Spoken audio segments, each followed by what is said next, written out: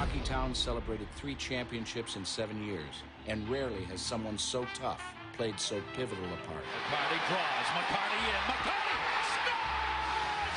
A magnificent goal! Darren McCarty! Show that play. Lariano. Shanahan. There it is. He scores!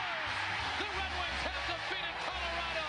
Darren McCarty. Here's a break at center. McCarty. Off wall. McCarty. Scores!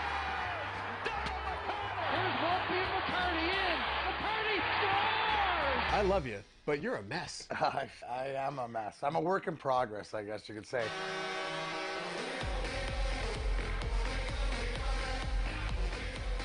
Hell yeah, that work in progress is back. You know it is. It's a Wednesday night, June 19th, 7:08 p.m. This is Grind Time with Darren McCarty. Joined, as always, by Mr. Perry Vellucci, and I would have been on time if Perry's bladder would not have backed up. And, I mean, how long was that leak you just took? Like, seriously, did you count it? I was out looking for the piece for the phone cord. Is that what you were doing? That's what I was doing. Okay, I thought you got lost in the bathroom No. there. I was going to say, that was a record, dude. Oh, yeah. No, that would have been if that was what I was doing. Jesus, I would agree with you. I thought I lost you. I was going to say, I've heard of guys falling in the toilets before. But how you doing today, Per? I'm doing good, Mac. How about you? I'm doing good. Joined by Perry Vellucci, as always. Back on the ones and twos. I sort of thank Mike Walters from the Detroit Cast for joining last week on Thursday, acting like himself. Apologize again to my listeners here on Grind Time. But with that, what was our winner's name, Perry? Brittany Briggs, I believe. Brittany Briggs. From the Eisenhower Center. Right, from the Eisenhower Center. Look forward to tomorrow night here at the Radio for One Studios, because it is a Detroit Cast. Grind Time with Darren McCarty, family, what up fam event, I guess you could say, as our other fam member, J. Chris Newberg, and heroin as a new publicist, or a new dealer, as I like to call it, but it's not it. Was saying is we're going to have catered food. We're going to watch the Russian 5 movie, and then we're going to do a special little half-hour Q&A, or see what the people thought, because they haven't seen it. Brittany said last week she hadn't seen it yet. So speaking of people that have been, I watched it again, so I've officially seen it 5 times now. I'm just saying, and I'll 6 will be tomorrow, and I still find new things, right? Oh, yeah. So you'll see it tomorrow, Perry. It'll be third time. Third time tomorrow. Bam Bam. You saw it, didn't you? Thumbs up from Bam Bam, guys. Yeah. Thumbs up. And if you know Bam Bam at all, if it has nothing to do with wrestling or sneakers or, anything Jerseys. fun, golf maybe, he's not really that interested. I mean, yeah. I mean, he'll suffice it. But for him to give the thumbs up, and for him to even say that his boy, who even knows less hockey or cares less about hockey, loved the movie, because that just tells me that not only is he the right person at doing what he's doing right now for me, it makes me feel better, but it's also, too, is that, in all seriousness, that's what the film's all about. That's the common sense. Hockey's the subject, but it's not the story. The life is the story. Now, everybody, you can not take my word for it, because you can go anywhere. You can get digital media, which is on demand, Hulu, Amazon, whatever you find, and rent it for $5, and it'll be the best $5 you ever spent. Instead of going, buying that expensive coffee or that can of chew. If you're saying it like me, don't buy that can of chew. Make that one chew can last a little bit longer, and watch the movie, because you'll do something for your soul. You know what I like about it, Mac? It's educational. So, I mean, sit down with your kids.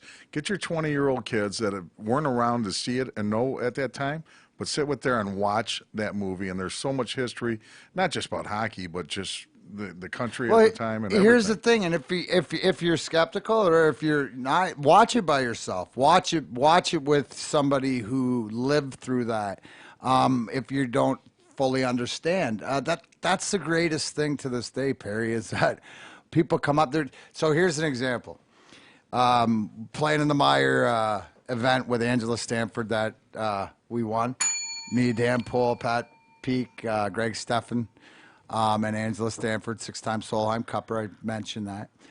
But I was standing there outside the clubhouse before the round, and one of the waitresses, and she had to be 17, 18 years old, was like literally like it was as if I'd expected out of a 50-year-old person that, but to see her and I was like, well, she's too young to realize that. I mean, like, what is Lexi Thompson behind me or something like that? I mean, it's not me. And she came up and she said, Mr. McCarty, I'm the biggest fan. And she went on and she immediately raised by great parents, and but has that ability that it was like, I asked her, she was a diehard, but it comes from so many different places nowadays that's my pure enjoyment, is to go out and just to let people experience it, because once they do, they'll go back to wherever they were. If they were 10, if they were 15, 20, 30,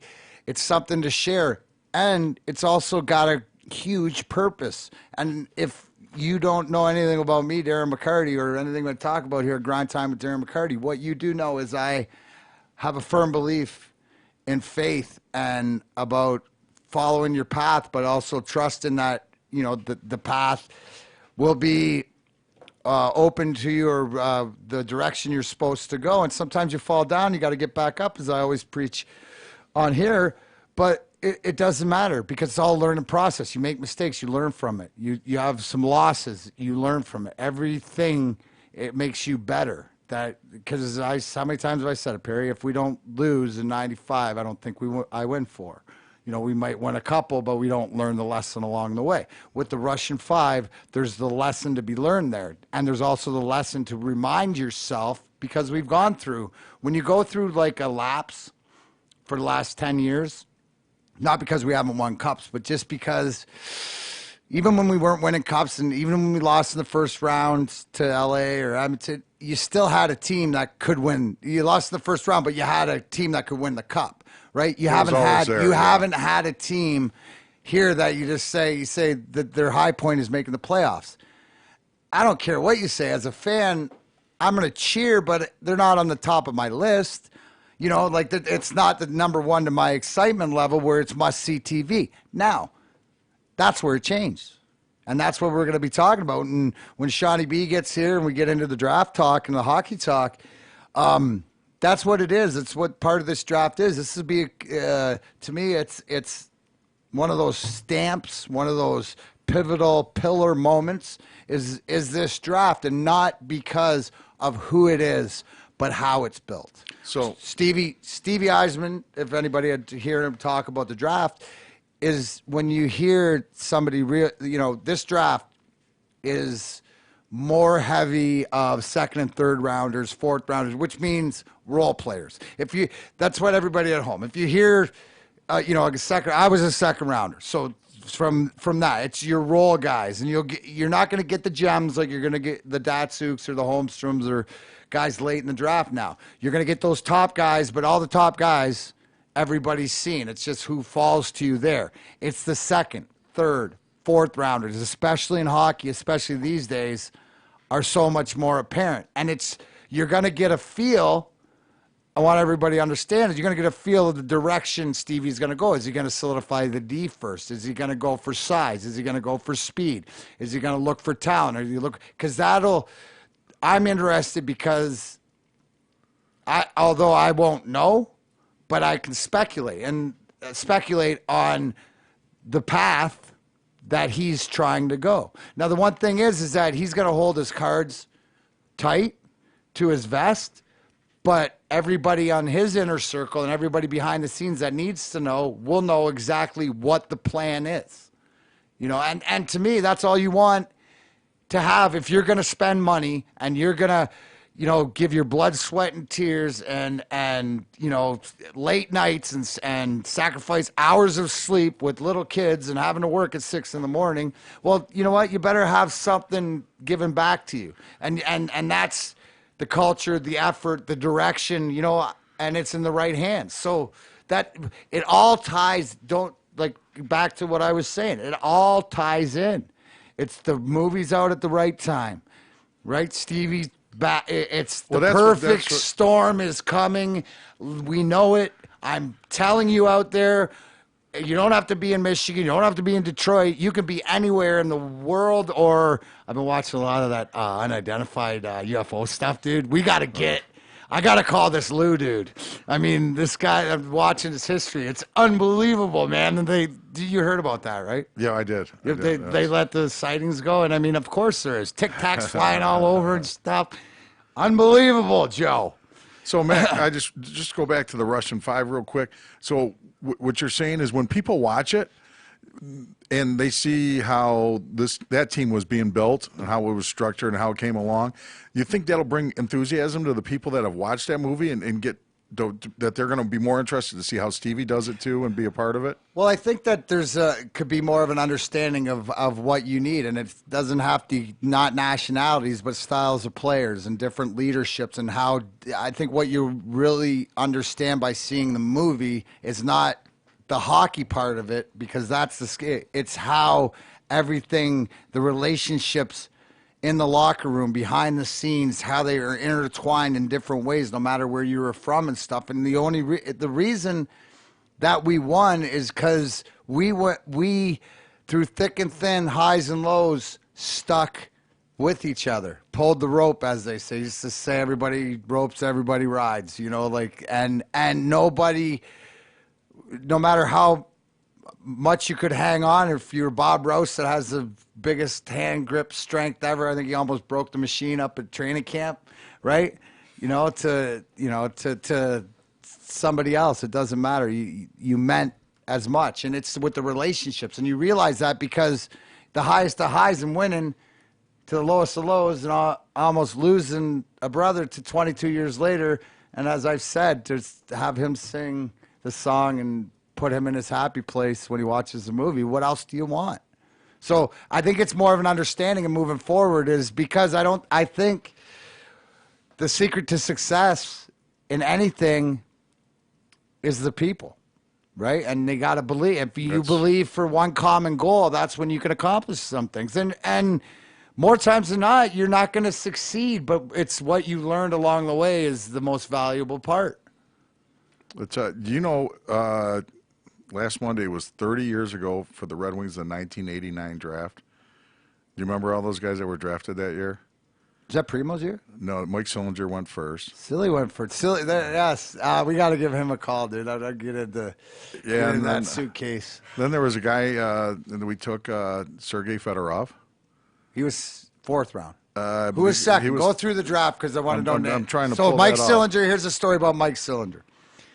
Mike Sillinger was one of the guys that took me under his wing when I went into the minors, and when I came up to Detroit, made it my first year. I lived next door to him. He was like a big brother. Got me into golf. He fought one of the best teammates you'll ever get, and that's why he's so valuable. That's why he played for 12 teams. But yeah, exactly. But he's a commodity and one of the funniest guys that you'll know, and always a great guy. And these are the important guys, coming through. So who else? Lidstrom? Nick, yes. What? Nick went in the third overall. But you know why? In the third round. Because Nick Lidstrom was probably 6'2", about 110 pounds back then. Oh yeah, yeah. Then you had Sergey. Sergey went. He went fourth round, number 74. See, here's the whole thing too. When Sergey went, also too, is that Pavel Bure. There's a lot of the Russians. Pavel Bure was touted as the best Russian, and no, Jimmy D went with Sergey. So there's the tag, and then Vladdy. And second round, Bobby Bugner. Oh, Bugs, that was my first roommate, Windsor native. And then in the sixth round, another guy that helped, Dallas Drake. Oh, Dally, dude. Yeah, I played with Dally my draft. first year. Then he went away, and then he came back, and we won a cup. He's living up the north old goat. now. That's what Ozzy called it, you old goat. He's living in Traverse City. Yeah. And then Vladdy went in the 11th round. Yeah. Yeah. But again, when you realize the movie and what it is, you realize what a big move it was to take Sergey in the fourth round, but you're never thinking you're going to get it. And, you know, with Vladdy, you got to remember, it's communism at the time. It's Cold War, Iron Curtain, whatever like this. These guys are soldiers in the military. They could, you know, capital be put to death or their families for there's a lot of bad stuff that could go on. You have to see the movie, The Russian Five. We'll be watching it here tomorrow night, and we'll be going probably FaceTime live. I would probably think around 8 o'clock after the movie's done.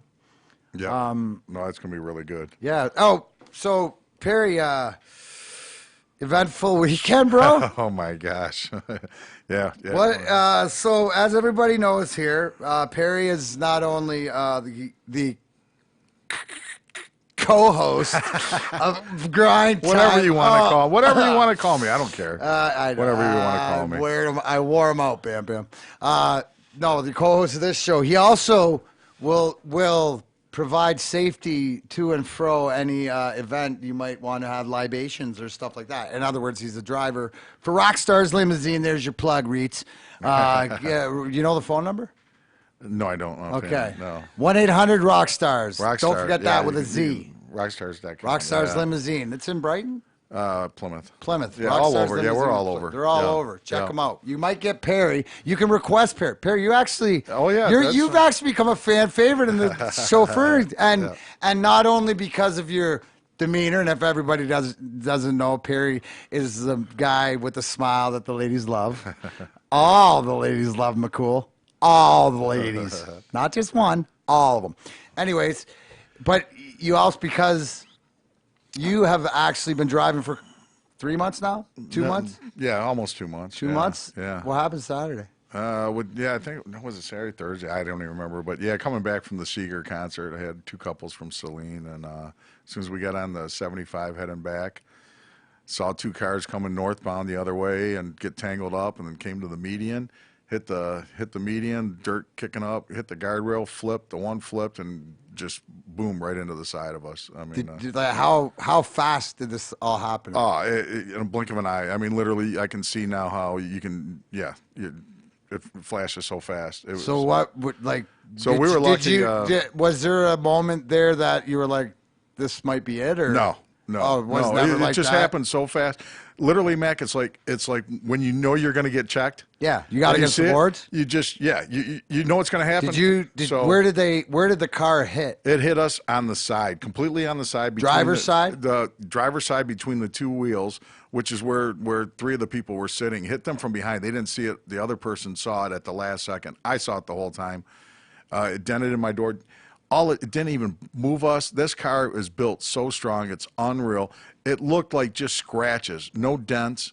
It's built like a tank. Thank God, nobody was hurt. That's a great. I mean, let's stop right there. But that's great to hear. You know, like that the fact that a limousine, because let's talk about it right here, okay? Being part of one of the worst limo accident. That didn't cost somebody their life. Right? So you're the responsibility, and the fact that if the car was built better, there's a lot of things that happen, but there's things that happen in life. Split second, you never know. But the fact that everybody was okay, got checked out, but yep. I was able to, Eric, our owner, came and brought, we got the Navigator. Eric Reese, number 2, Red Wing alumni. Yes, and we drove, so we were able to get him home. They were very thankful, and there was nothing I did. I mean, I just, there's nothing just you could do. No, exactly. I mean, it was complete blessing. Incredible.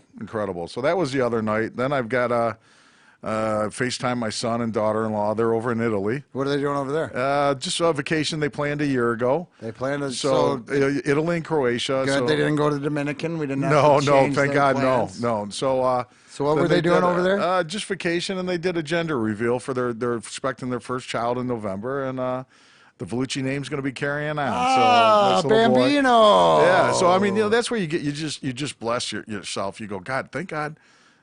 We survived this. Everybody's all right, and now I got this great thing happening in my life. I can't wait to, meet a grandson, and then last night I took a lovely group of 12 women from Davison down to LCA for the New Kids on the Block, Debbie Gibson, Tiffany thing, and so I stroll into the practice rink. I know the people there, and where we the alumni skate and that. So I go down. I'm down at the bottom, standing outside the locker room, and all of a sudden they're like, "Hey, heads up!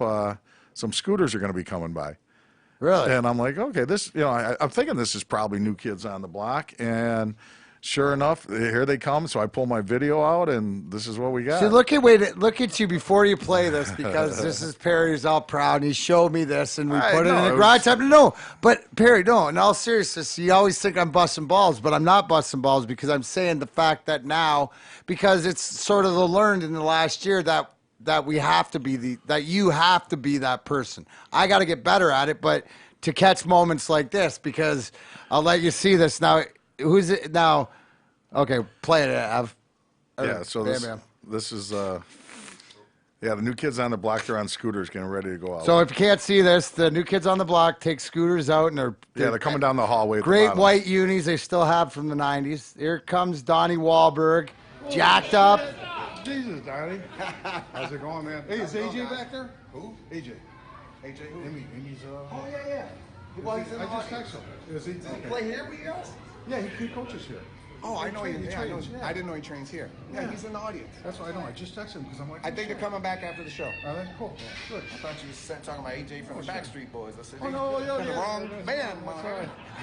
Good to see you. That would be Perry, though. See, Donnie, that's what I said. He does know you, because he probably was. Yeah, I've never no. met him, and he just he pulls right up to me on the scooter. I'm holding the camera. You do know his sister-in-law. Yeah, Amy is Jenny McCarthy's sister, and she's dating AJ, that we know, the goalie coach. Yep.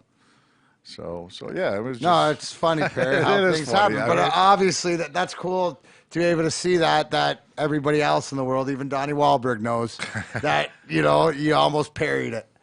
You almost parried it. See, what did I have what did I want to touch on? Well, how was golf yesterday?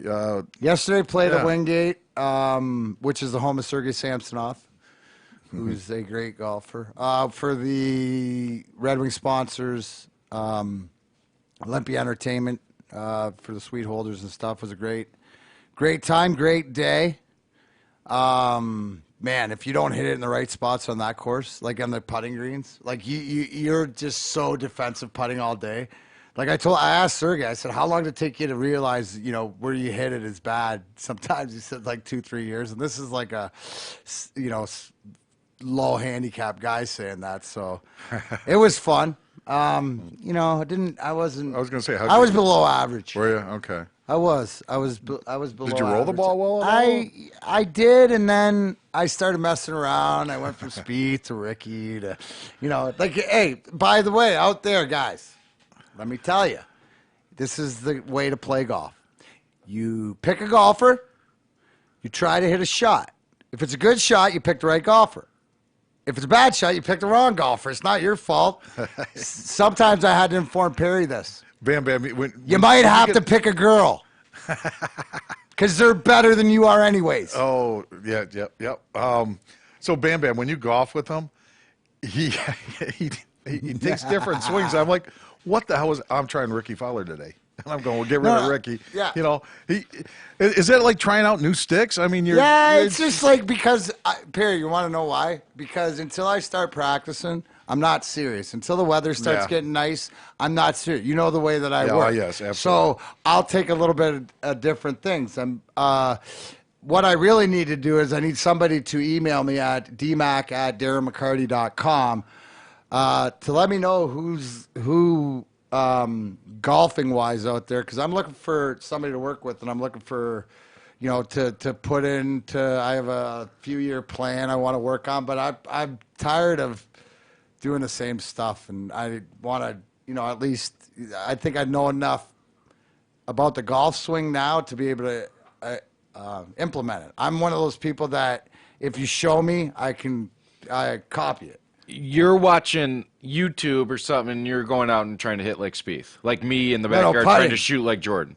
Yeah. You're putting. I thought your swing. Well, it's it's my Ricky swing. Like not as far as them, but you see how he lays it off. No, but you're trying to emulate I'm trying to lay it off so that I can get more power. And if it works, it works. If it doesn't, it doesn't. But you're doing this on the course, not practicing. Both. I do it all over, dude. I'll go every practicing on the different. course. I'm a total. I don't. It's whatever I feel. Like the shot. Like I mean, it'll be. So what? yards. You see Pat LaFontaine swing a hockey stick, you're going to try to do that? No, he's a hockey player. Well, that's bro. what I'm saying. But in hockey, why you would wouldn't I do that. Yeah, No. but that's hockey's different than golf. Pick a crazy. golfer, bro. He's oh yeah. Dustin, you swing like him? You Cock tried those it. hands back? I tried, but that's not my thing. It's like some guys are easier than others. Like Fred Funk, Corey Pavin, I'm right on because I hit it about as far as I do. What about Cooch? Cooch is, I try the hover. Do you hover your driver? No. See, Straight I off don't the ground. either, but I'm starting to think about trying. You know who you want to ask? Is my friend Joe. That's the golfer right there. Joe, are you the golfer? Ah, that's a golfer right there. yeah. Now, do you hover the driver? No, he's a no hover. Tell him to put that mic to his face. He's good. Put your mic to your face, Joe. Put it. Eat it. Eat that mic, You're Joe. fine. Tell him about golf. Are you? Is Joe the best golfer in your guys' crew? No. There's one or two better. Yeah. Oh, he so he's top plays at a three. 10, Nice. but he's got coaches and stuff. Oh yeah. Oh yeah. What is it? The smash factor? That is important. Sure. Oh yeah. I was telling him our buddy has this thing that measures the smash factor. You know No, what I'm I talking about? get it. Right. Yeah. So anybody that you're talking about. So if you hear of Dustin Johnson, the track man. Have you heard about this, Perry? Well, No, I yeah, haven't. but you've heard of the track man. So Yeah. how did Dustin Johnson? You know what smash factor is, right, Joe? Yeah. Well, smash factor, angle of attack, lie angle, all this stuff. There's three formulas: the angle of your club, the smash factor is how solid you hit it, and whatever. And they can sit behind you with a monitor, and then they can give you instant feedback, so you know if you're coming at it too steep, too flat, or whatever else. Yeah, the smash factor is important because it's helping you compress the ball, so you're gonna get a lot better result in a lot of different ways just from compressing the ball. Oh, absolutely. The way it'll jump off of the club and everything. Yeah. Yeah. I mean, it changes your distances, it changes your spin, everything. You know. Yeah, that's my problem is on my driver. I got the hockey swing, so 4,500 RPM. My ball backs up on the driver, not on the wedge. Yeah, that's a problem. Well, there's a lot of like hockey players have an advantage over baseball players in regard to golf swing. Like people who are lifetime baseball players usually have a major problem swinging the golf club the right way. Right. Unless you're Brandon Edge. Is that right? Brandon Kambana. He's an athlete, though. Oh, yeah. Oh, There's professional difference. athlete. Yeah. You're a professional athlete too. No, it's just something that A little bit of an advantage when over you us. want to get better. Hey, ladies and gentlemen, right? Perfect time for the conversation. Hot off the substitute teacher desk at the Mitch Album Show on WJR 760 AM, voice of the Great Lakes. It's Shawnee B. Isn't it funny? Like, Mac, the whole time you were Are we playing, just continuing our conversation? Yeah, let's do it. Let's go. No, you know what? It's funny. All those years, the first few cups, it was all at 760. It's kind of funny. I remember hearing the stories from the boys. You guys going downstairs and bringing the cup down there and everything, and I just great times. Yeah, it is. Hey, speaking of great times, I have a special guest on the phone right now, who also, we mentioned that the draft's coming up on Friday, but on Sunday, there's a very, very special motorcycle ride going on over in Canada. My guest, Danny Probert, how are you today? Hey, Mitzi, I'm good. Thanks. What's for having up? me on. 10, right? This Sunday? Number 10? It's this Sunday, but it's number 9. Number 9. Yeah. Okay, I'm ahead of myself. That's all right. But it's A little bit. Still, Number 10, you have to come back for number 10 next year for sure. I want all the road captains back. That's a great plan. Done. So, obviously, every year, it being the 9th year, which is amazing to me. It's been that long. How about you? Does it seem 9 times that you're going to have done this ride? You know, it's bittersweet, right? Because it's it means nine years since we've heard Big Bob's voice and had him around. So that's tough. But knowing that we can honor him and have his legacy, carried on for the kids and for our community, and all the hard work that goes into it, it's well worth it. It really is, seeing all the people that come out, and it's a big celebration for us every year on Ride Day. Yeah, so what's the, is there still availability for people who are listening, or how does the day, break down the day for everybody, how we do it and where we're bouncing around to and where we're stopping? You know how it goes. I You do. were in year 5. You've done it a few times. It is. The same. But yeah, everybody shows up at, registration opens at 9 at Thunder Road Harley Davidson on Huron Church, and then we get the bikes lined up and get everybody situated. We have some speeches around 10:30, and then kickstands up at 11, and we take off. It's a poker run. It's a lot of fun. So we stop at 3 different locations throughout the county, get your card stamped, maybe have a few beverages, something to eat, and we all end up at the Chicharo Club, and we have some great prizes and listen to some good music and more food. It's a really fun day celebrating Bob and raising money for cardiac care. And yeah, we definitely have, with riders, they all wait for the weather, right? So absolutely, pretty much everybody registers the morning of. Yeah, so, which is, we'll be up and running. That's quite a scene too, that if you've never seen, like, even if you don't ride, because there's a lot of people that they have like cars and buses or those things are usually hosted by Eddie Mio,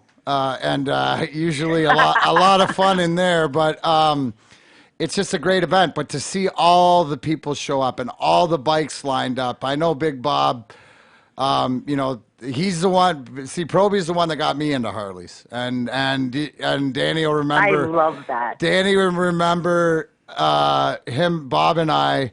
My first year, I got this red 91 FLH, and I wanted to make it sound mean, so Proby and I put the fishtail pipes on it. You remember that? And we were pounding the bafflers out in your garage on Matty Lane. Awesome. And Proby and I, right? So great intentions a lot of time, but we're not master mechanics or whatever. So we put them on a little crooked, but they stayed there. It was always a thing. And the one thing also too is people always should know is that famous photo of me with the cup on the back of the Harley wasn't my Harley. That was Proby's Moo Moo cow, because his had a back to it. And then I used to take. Oh yeah. I used to always Do you buy remember his that? hand-me-downs. That was that awesome party at your place. You had the Stanley Cup party. Absolutely. Next thing you know, we're getting all the bikes rallied, and then and the keeper of the cup, he was freaking out. We're strapping that thing on the back of the Moo. It was awesome. It was awesome. It was awesome because Proby, and that's one of the things I remember, because we weren't going to be denied. I mean, once Proby got in there and he's like, "Oh, but you got my bike," pulls it up there, and you don't really say no to Big Bob anyway. So I'm just, making sure there's a towel on it, and then famous picture. Danny, speaking of that, and you mentioned earlier, about 9 years since hearing Bob's voice. Now, Tough Guy, the movie, which people have heard the book, but the movie that's come out, I think, for me anyways, that's one of the best things about the movie is to hear his voice again. And to the way that the strength and the courage to, my perspective is different because I lived a lot of it on the inside, but the courage to be able to say, this is the way it is, this is the way it happened, because I'm the first one to admit, because Proby was able to do that, it enabled me to write my book, to get to where I am, where I'm talking to you on, Grind Time with Darren McCarty right now. And I have always said that you and Proby always hold special place, but it's because I hold all the secrets to both of you. That's why everybody says. Oh, I love you for saying that. Thank you so much. And we were like family for how long? I mean, we still did everything together. Our kids growing up, we are, absolutely. And you know what? I love that about you, Darren, how honest you are. Like, you don't hold back. And well, that's what I learned from Big Bob. I appreciate that. That's what I learned from Proby, and the one thing is that whatever, if you want to see the real and how to get it out. But Proby never, the one thing with Proby is he never wanted to hurt anybody. Like, he was sad that if he hurt your feelings but whatever. But Proby was the one that, like, hey, I did the crime, I'll do the time. It's like, okay, I'm man enough, I'm a big boy, I'll handle. And then that's what the genuineness and the way that he was able to pour it out, and the way that you were able to, which is, to harp on it, tough because people who they don't know that you finished the book and then obviously moved on to the movie. Now, I want to ask you, because it's 9 years later, has it helped you in, I guess, moving on, or just in the memory, or, I think it's a tough question to ask you, but I think I'm one of the ones that only ones can ask you that question. So absolutely, you can ask me that. You know what? I don't like saying moving on because I don't want anybody to think I'm moving on and away from Bob.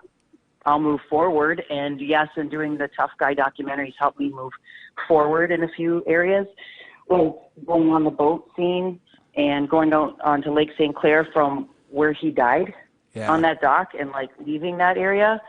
I mean, the kids and I were invited to do it, and it was a last minute decision, like leading up to like an hour before going on the boat. Everything was put in place. The cameras were there. The boat was there. Kai, who we become friends with, it was his property that we were on that I was able to go and set all that up with. But honestly, and it was open to the kids too, and the kids did not want to do it. And I appreciate that. I respect that. And in their time, they'll be able to do it. But for myself, it was definitely cathartic. That was my first time on a boat leaving from that area. And I've been on a boat on other parts of Lake St. Clair and Lake Erie, but just doing that whole thing all over again and going on the beach and kind of reliving it, it was a good thing for me. I needed that personally. And sharing that with everyone, it was just part of the process, I guess. But, I mean, working on the Tough Guy documentary, it was just the timing was right. I was ready to do it. I was ready to hear his voice again. I knew those tapes existed. I just wasn't ready to hear it. So, yeah, I think everything came full circle, and I was ready to do it. So the timing was right, and I'm glad I did it. And you know what? Commend you. And I think that's very important, you know what, to move forward. And like you said, it's it's moving forward. It's living life, and it's doing the things, the realization, but also you share, also too, I get it, right? Because I'm an open book, but when because people don't understand is that when you're behind the scenes and then you come out in front of the scenes, but I'm glad that for you to say that and hear that, because it's like when people ask me about the Russian Five, and all they have to tell them is that Vladdy loves the movie, he sings "We Are the Champions" at the end. So when Danny Probert told me on Grind Time with Darren McCarty that it was cathartic to her and it helped her move on, then boom, then it served its purpose. One question, what would you like if people ask me about Proby, what don't they know? And I always go to his duck call, right? I mean, if you haven't seen Proby's duck call, it was like the sickest thing ever. He could have had, no, I mean, like really, you gotta, you'll see it in the movie, but the way that he could make noises and how goofy he was, like drop of the hat, you know what I mean? Like the Gentle Giant. Is there something that maybe people don't know that this is something that you wanted for all the people that miss Bob is, also that to know, little caveat? Yeah. I missed the duck call, and you know what? Every one of my kids can do it. I cannot do the duck call, but they can all do it. And you know why? Because they're related. It makes sense. Isn't it funny? It makes sense. I can't do it. It tickles my lips. It's weird, but boy, they do it, and they do it perfectly, and it's awesome. And doesn't but that... I do miss that because you know what? When you're out with all the kids, that's how Bob used to round them up. He'd do the duck call. We could find him. He'd find us. It was perfect. Hey, quit raising your kids like we were raised. Hey, quit raising your kids like turn that street light on. And you better be home in 5 minutes, right? Like, I mean, like that makes sense. It really does. And isn't that? I think, dude, that makes me laugh. I think that's awesome that they all can do it, and we'll carry that on. Hey, Danny, can you give us the story behind your nickname for Darren, the Mitzi? Do you want to tell us? I don't. I remember it was Mitzi and Goomba. Yeah. And, okay, the guys don't tell you where the nicknames come from. We're not privy to that stuff. So we just go with it. And half the time we end up knowing all the players by their nicknames only, and you end up forgetting their actual names. You don't know. But I don't know. Mitzi what was Goomba. it? Wasn't it when I was pregnant with Brogan? Yeah, it was. And it came, Dino started it. because he started with Mitzi Goomba, and Proby said he can't because some about I don't have the hands, so I got to be Mitzi, and he was like Goomba, so it was like the pair. But I think Dino started that, but that's right when you were pregnant with Brogan, and wow, and Brogan's what, 26 now? Brogan's going to be 25. 25. Wow. Oh my gosh. Yeah, so like 25 years ago, right now, she was in my belly. I was waddling around. In my belly. Yeah. Get in my belly. Yeah. And then, then next thing you know, you guys were calling my belly Baby Goomba. That's it. So there's Baby Goomba, Mitzi. It just kept carrying on. It all goes around. God, that's fun. It does. It does, and it will go around, and we'll continue that. So Darren Banks and Zach Cassian are the co-captains of the ride this year? They are. That's hey, awesome. You better be coming over. I always save you a spot, just saying, I'm coming. just in case. I'm coming. Okay. I'm coming. I'm coming Sunday, because I'm back, awesome. and that's it. Yeah, it is awesome. So yeah, it's awesome. And I've been a captain in the past. Bushy, Hutch, Parks, Kelly. Kelly was the first year. Yeah. Tony Bone, Sheldon Kennedy. Shelly. Yeah. That's awesome, and a lot of the guys they come back and ride, and that's they do. That the whole thing is because when you realize, I think for me on the hockey aspect is how much Bob, the person, the man in the hockey world, you know what a good guy he was, and it doesn't matter anything else, but he was so beloved by guys who wanted to be him. Right, it's just and I don't know if Proby if Proby had 300 fights, 150 of them were out of because they wanted to fight the champ. It was the toughest thing to ever do, and it's the thing is that people don't realize he had some sick hands. He could score. I mean, it's that people don't realize that he was a player, and he loved to play. Mac, I was there last year. Absolutely. I went on the ride last year. I have to say, I want to add this in there, and I don't know if you'd agree with this, Mitzi. I mean, you would know better than anyone. I love that he was a stand-up guy, and all the shit that he got into, he didn't bring anybody down with him, take anybody down. He was like, like you said it earlier, basically he took his lumps, like he knew it when he was getting in shit or whatever he did. I like that part about him. So you know what I mean? Like, I thought he was a real guy's guy. Yes, absolutely. Absolutely. And I think that you learn things. And when you say stand-up guy, there wasn't no more stand-up. Also, too, one of the things I forget, but it's funny because Proby and Sean Burr were the ones that took me to Vegas for my first trip when we were in San Jose my rookie year. Yeah, I remember that. We went to the... We went to like the Hilton or the Hyatt or whatever. I mean, Proby and I have some great. You probably stayed at Vegas the Golden Nugget across from the. That's what it was. You're kidding. That's what it was. That's probably what it was. I'll get into some more of those great Proby. Well, Proby and I were 12th row for when Tyson bit Holyfield's ear, and I turned to Proby and I go, "He just bit him." And he goes, "No." And then he spits it out and he goes, "Yeah, he did." And only the way Bob could have looked like Bob was like, "No way he would bite him." And then he was like, "Oh my God." But also, he bit him.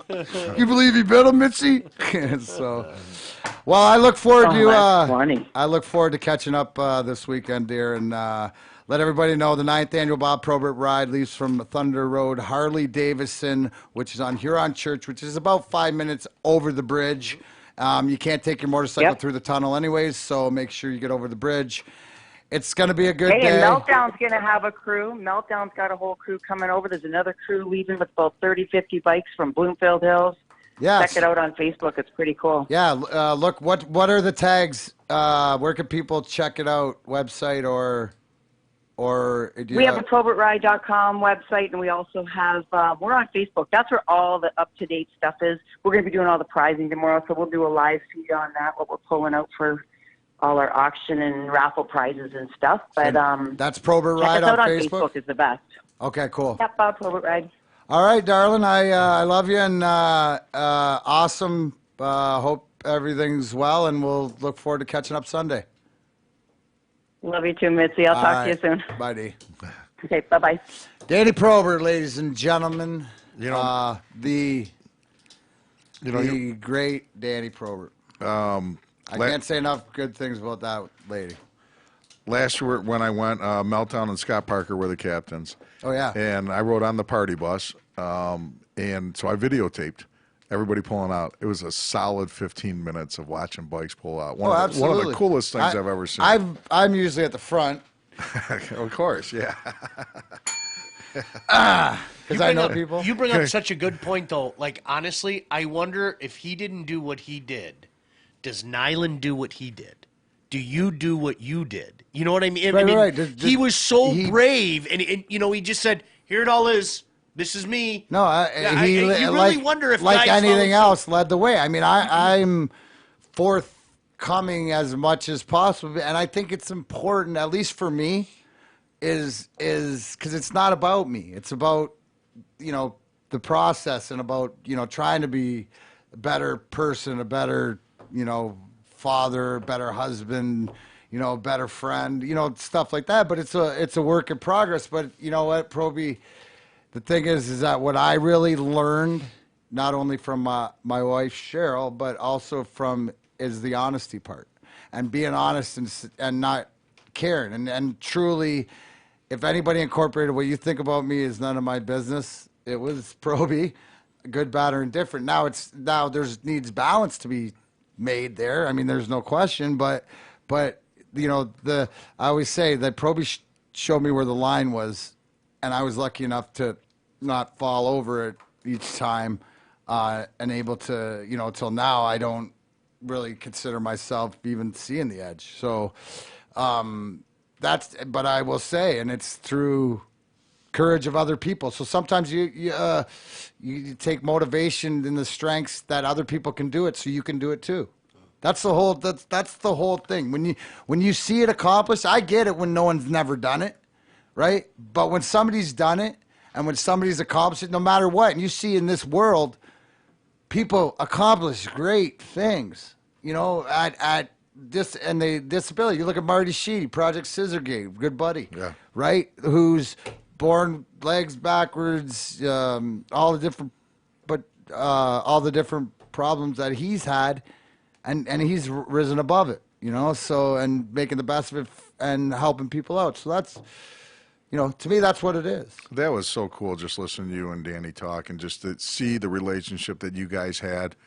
It's like a brother sister. Yeah. It really is. She's like a big sister, and she always has been, and that's like, she's always been somebody that will tell me like it is, which I don't want it any other way.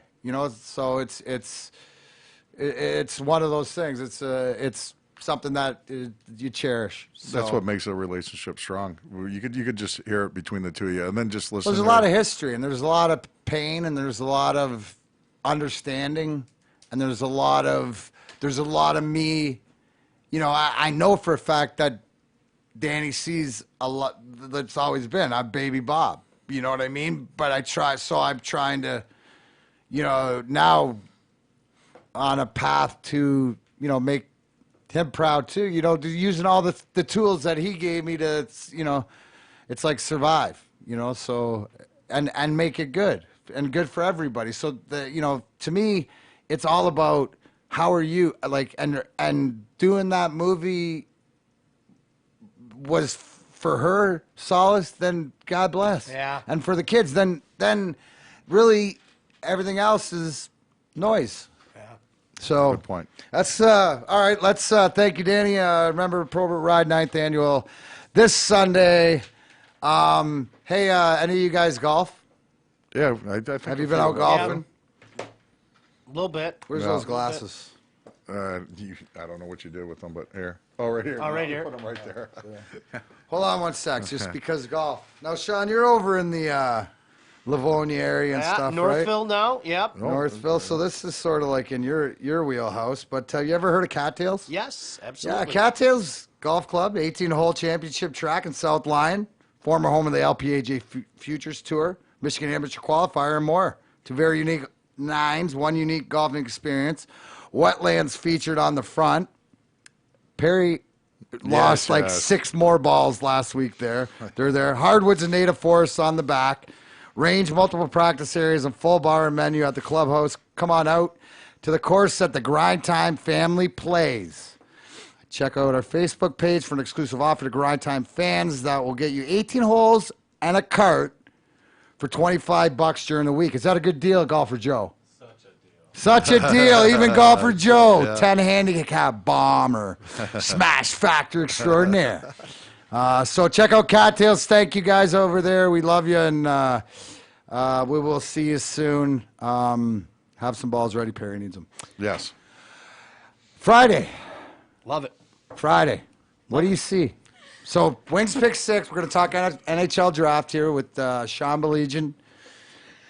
And Perry's going to listen in and give us some. Do they draft refs? Or they just hire I hope refs? they fire them. They could get. I hope they fire them. Those guys. But you know what? Those poor guys. I always feel sorry for those guys because there's so many things going on today, and it's honestly. They deserve it. They deserve it. They're awful. Their attitudes are crap. Do you know what? To me, I think a lot of times when you talk to the positioning are the ones that ticks you off. When a guy's just not in the right spot, because Dude, how can you see? Like, be in the right. At least be in the right spot. I want to hear what Darren has to say about this. How can you not? Okay, if you're going to use replay, I don't care what it's for. If you're going to go goofy and as stuff to watch the guy skate lifted at the blue line or whatever, then should that not make every call questionable? So you get, because it's for the nature of the game, right? It's about the game. So the glove pass, that's when St. Louis overcame that series against San Jose, that's when I first thought, okay, it's because if people don't remember, San Jose won an overtime game on a glove pass that was illegal, that even after review, they said they couldn't review it. I go, NHL turned into NFL, and all these, all these leagues with these replays and all this stuff, and they still can't get it right. I can't figure that out. How about the one? It was at Columbus and Boston where it hit the protective netting. That comes back out into the middle of the slot and they bury it. And I'm going, what? I would have lost my gourd on whoever if it was Dan O'Halloran, who I'm closest friend. I would have lost my shit on one of those like that. An illegal play, like it's not. I can handle losing, but that would have chafed my ass. Oh, absolutely. No, it's going to be interesting though. I mean, we were talking about it earlier, Mac. I think it's fascinating because people in mass are finally starting to figure out that the NHL draft is a big thing, and lose for use. People are disappointed. It's like, you're going to get a really good player, right? Now, we've talked about this. Now, elaborate for everybody because you, and you're not even paid to watch all these hockey games, but you do watch all these kids. Love it. And explain to people, and even in this backyard with this U.S. 18 team that Hughes plays for, that he's going to go number one, but there's so many gems on the team that people don't understand. Is like I'm talking about before, where Stevie says it's the second, third, fourth. That's where the meat of the potatoes. Explain to people out there that think that if you don't go like in basketball in the top 5 picks, that you're a bust. Look, which is ridiculous. Your life is going to be made easier if you get Patrick Kane and Jonathan Toews, okay? That's going to equate to a few cups. Your life is going to be made easier if you get Sidney Crosby and Geno Malkin. If you get something like that. But don't tell me that you can't do it with just some serious, solid. I always say this about Steve. What helped Steve down in Tampa is he took over a team that already had a Hedman that was ready to bloom and Stamkos. But the rest of it after that, getting Kucherov in a second round, being shrewd, making those hard decisions, to me is what separated Steve. And you're right, this is something, I was fortunate to work with Perry's brother for many years with the Whalers and watch the OHL, and I grew up watching the OHL, watching you in the OHL and everything. Did it for a year up in Saginaw, did USA the last couple of years, but my life has been so busy I haven't been able to do it the last couple of years. I do it because it's great hockey. And there's something, I don't care what anybody says, there's something to be said about those kids that are playing for something. There's something to be said about that. And I think...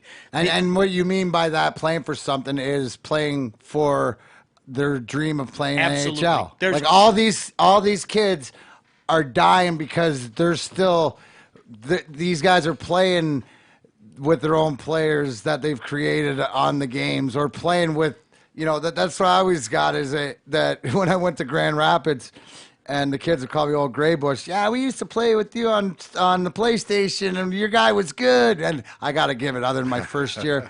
I think after I sent that threatening letter to the EA Sports, I was really good. And I got I even got in the latest game. I'm a legend, dude. Somebody sent me my new hockey card. Awesome. So it's awesome. But Mac, right now, first of all, when we were growing up, there was just predominantly the Canadian Hockey League, as you well know. And the Canadian Hockey League, the OHL, the Quebec Major Junior, the Western Hockey League. And in recent years, what happened, I still remember I was talking, and I won't say who, but it was an OHL old-timer, a legend. You know who it is. And we were talking about They talk like this. We were talking about the NTDP when it was first starting to take off, and it was kind of funny because people were going NTDP, the National Team Development Program, the U.S. program, and everything. Thank you. And they're going, all us lame non-USA hockey fans. What are these crazy Americans doing? This is like Russia. So they're sending all these kids to go play in Ann Arbor. Well, you know what? 17 years later, this is brilliant. And you're seeing copycats all over the world, whether it be Slovenia, whether it be Switzerland, whether it be a lot of places in Europe, they're following that NTDP model. And as you mentioned, you guys had a chance. I saw you out there. The Red Wing alumni played against, I think it was the U17s at the time a couple of years ago. But they are, Mac, they are churning out guys. And you're talking about legitimately, I think there could be 5 guys taken in the top 10. Top 10. Now, okay, and probably so 8 to 10 taken in the first round. Let's break that down now, Sean, because 6 pick Detroit has, right? You're saying 5 in the top 10. Even Perry will do the math and say, wait, we might be getting one of these guys you're talking about, but maybe not. But Kopo Kupakako is going to go second, so one of these guys is going to drop. Who do you think will be there for the choice? Who do you think Stevie's going to choose? Who do you think is best fit for this team? The first road I'm going to take the coward's way out. And what I mean by that is... but I love this about this guy. That's the easiest He way. forewarns you, say, I'm going to go pussy on this one. No, I'm complete coward. The one thing that we don't know, and we saw this last year, is who saw Zadina fall into 6? Nobody. No, that's the whole. Nobody. When I said to you earlier about you got to sort of like when you're in the, it's sort of you got to believe that it'll be presented to you as it should be. Now you don't have you have to have a plan, which makes it almost easier unless it's almost tough because you have that first or second pick, you're locked in. Because you have to sort of it's like you have to ask this girl to the prom. Yeah. Because, but you really want to ask because as of late, when the other girl, you never seen her dressed like that. Wow, she's whatever. Well, Mac, to that point, you know what I think it does? It sends everybody scrambling. Because everybody thought that it was going to go boom, boom, boom, boom, boom. And all of a sudden you're like, okay, the Habs went way off the board. What do we... Oh my gosh, Kachuk's there. I didn't think he was there. And so that's what happens. Who could be there then? Who's the guy that? Okay, then answer this. All right. Who would be the Zadina that fell in this draft? I don't see it. Yeah, I don't either. I don't. When you're talking about my initial gut reaction is to say that kid, and I haven't seen him a lot. The left-handed defender out of Vancouver. Bowen Byram. Yeah. He's a left-handed defenseman who plays 7,000 minutes a game. Who doesn't want that? So that would be my initial gut reaction if anybody could do it. But again, with something like that, I think now the second part of your question, I think Cousins is probably the best fit. Because all everybody talks about is he's playing a 200-foot game now. That's Dylan Cousins. Yeah, Dylan Cousins out of Lethbridge. Yeah. He's probably the best fit. I'm going to tell you who I love as an added bonus. I love all 5'7" Cole Caulfield. All the kid does is score. And it's a different game, as you well know, Mac, because when you were coming up 27 years ago tomorrow, as a matter of fact, nobody looked at those 5'7" guys. They're not going to last. They're going to get their lunch handed to them. And you look in recent years, what's happening. You look at Gallagher. You look at obviously the bastard in Boston. Goudreau. You look at Goudreau, DeBrincat. Goudreau might not even be 5'7". I love DeBrincat, the kid yeah, locally Alex, playing in Alex Chicago. Rickett. Love the kid, love him. Speak about a kid who's got a nose for the net. Yeah, Marchand. We could go on and on and on. Cole Caulfield, all he does is score. He had 72 goals this past year. How big is he? Like how is he solid? Is he? He's put together, but he's not. 5'7", 155. I mean, I'm telling you. That's but how long? But that he's a few years down. Is there anybody? Is there anybody that you've seen that is fast, like going to be quicker developed, or maybe have a sooner impact? Turcotte, Alfie's kid. Oh yeah, yeah, Alfie's kid. Alex, Turcotte. So Alfie, tell everybody about Alfie Turcotte. Well, you know Alfie Turcotte, of course, his grandfather. Well, let's see. Alex's grandfather played for Michigan State, and Alfie was a first-round draft choice, and he's run camps around the area. I think everybody knows Alfie. And Alex, but not the people that were reaching out in Hawaii and Australia. So we need a little explanation here. I mean, a tremendous player. This is his son. He is a center who plays hard and flies. So you get that combination, and that's good. Yeah, that's a good combination to have. I'm not sure he'll be there at 6. I'm not, but if you were asking me, other than the top two, I mean, I like the Zegras kid too. But I'm telling you, I don't know how much. Did you guys watch any of the championship?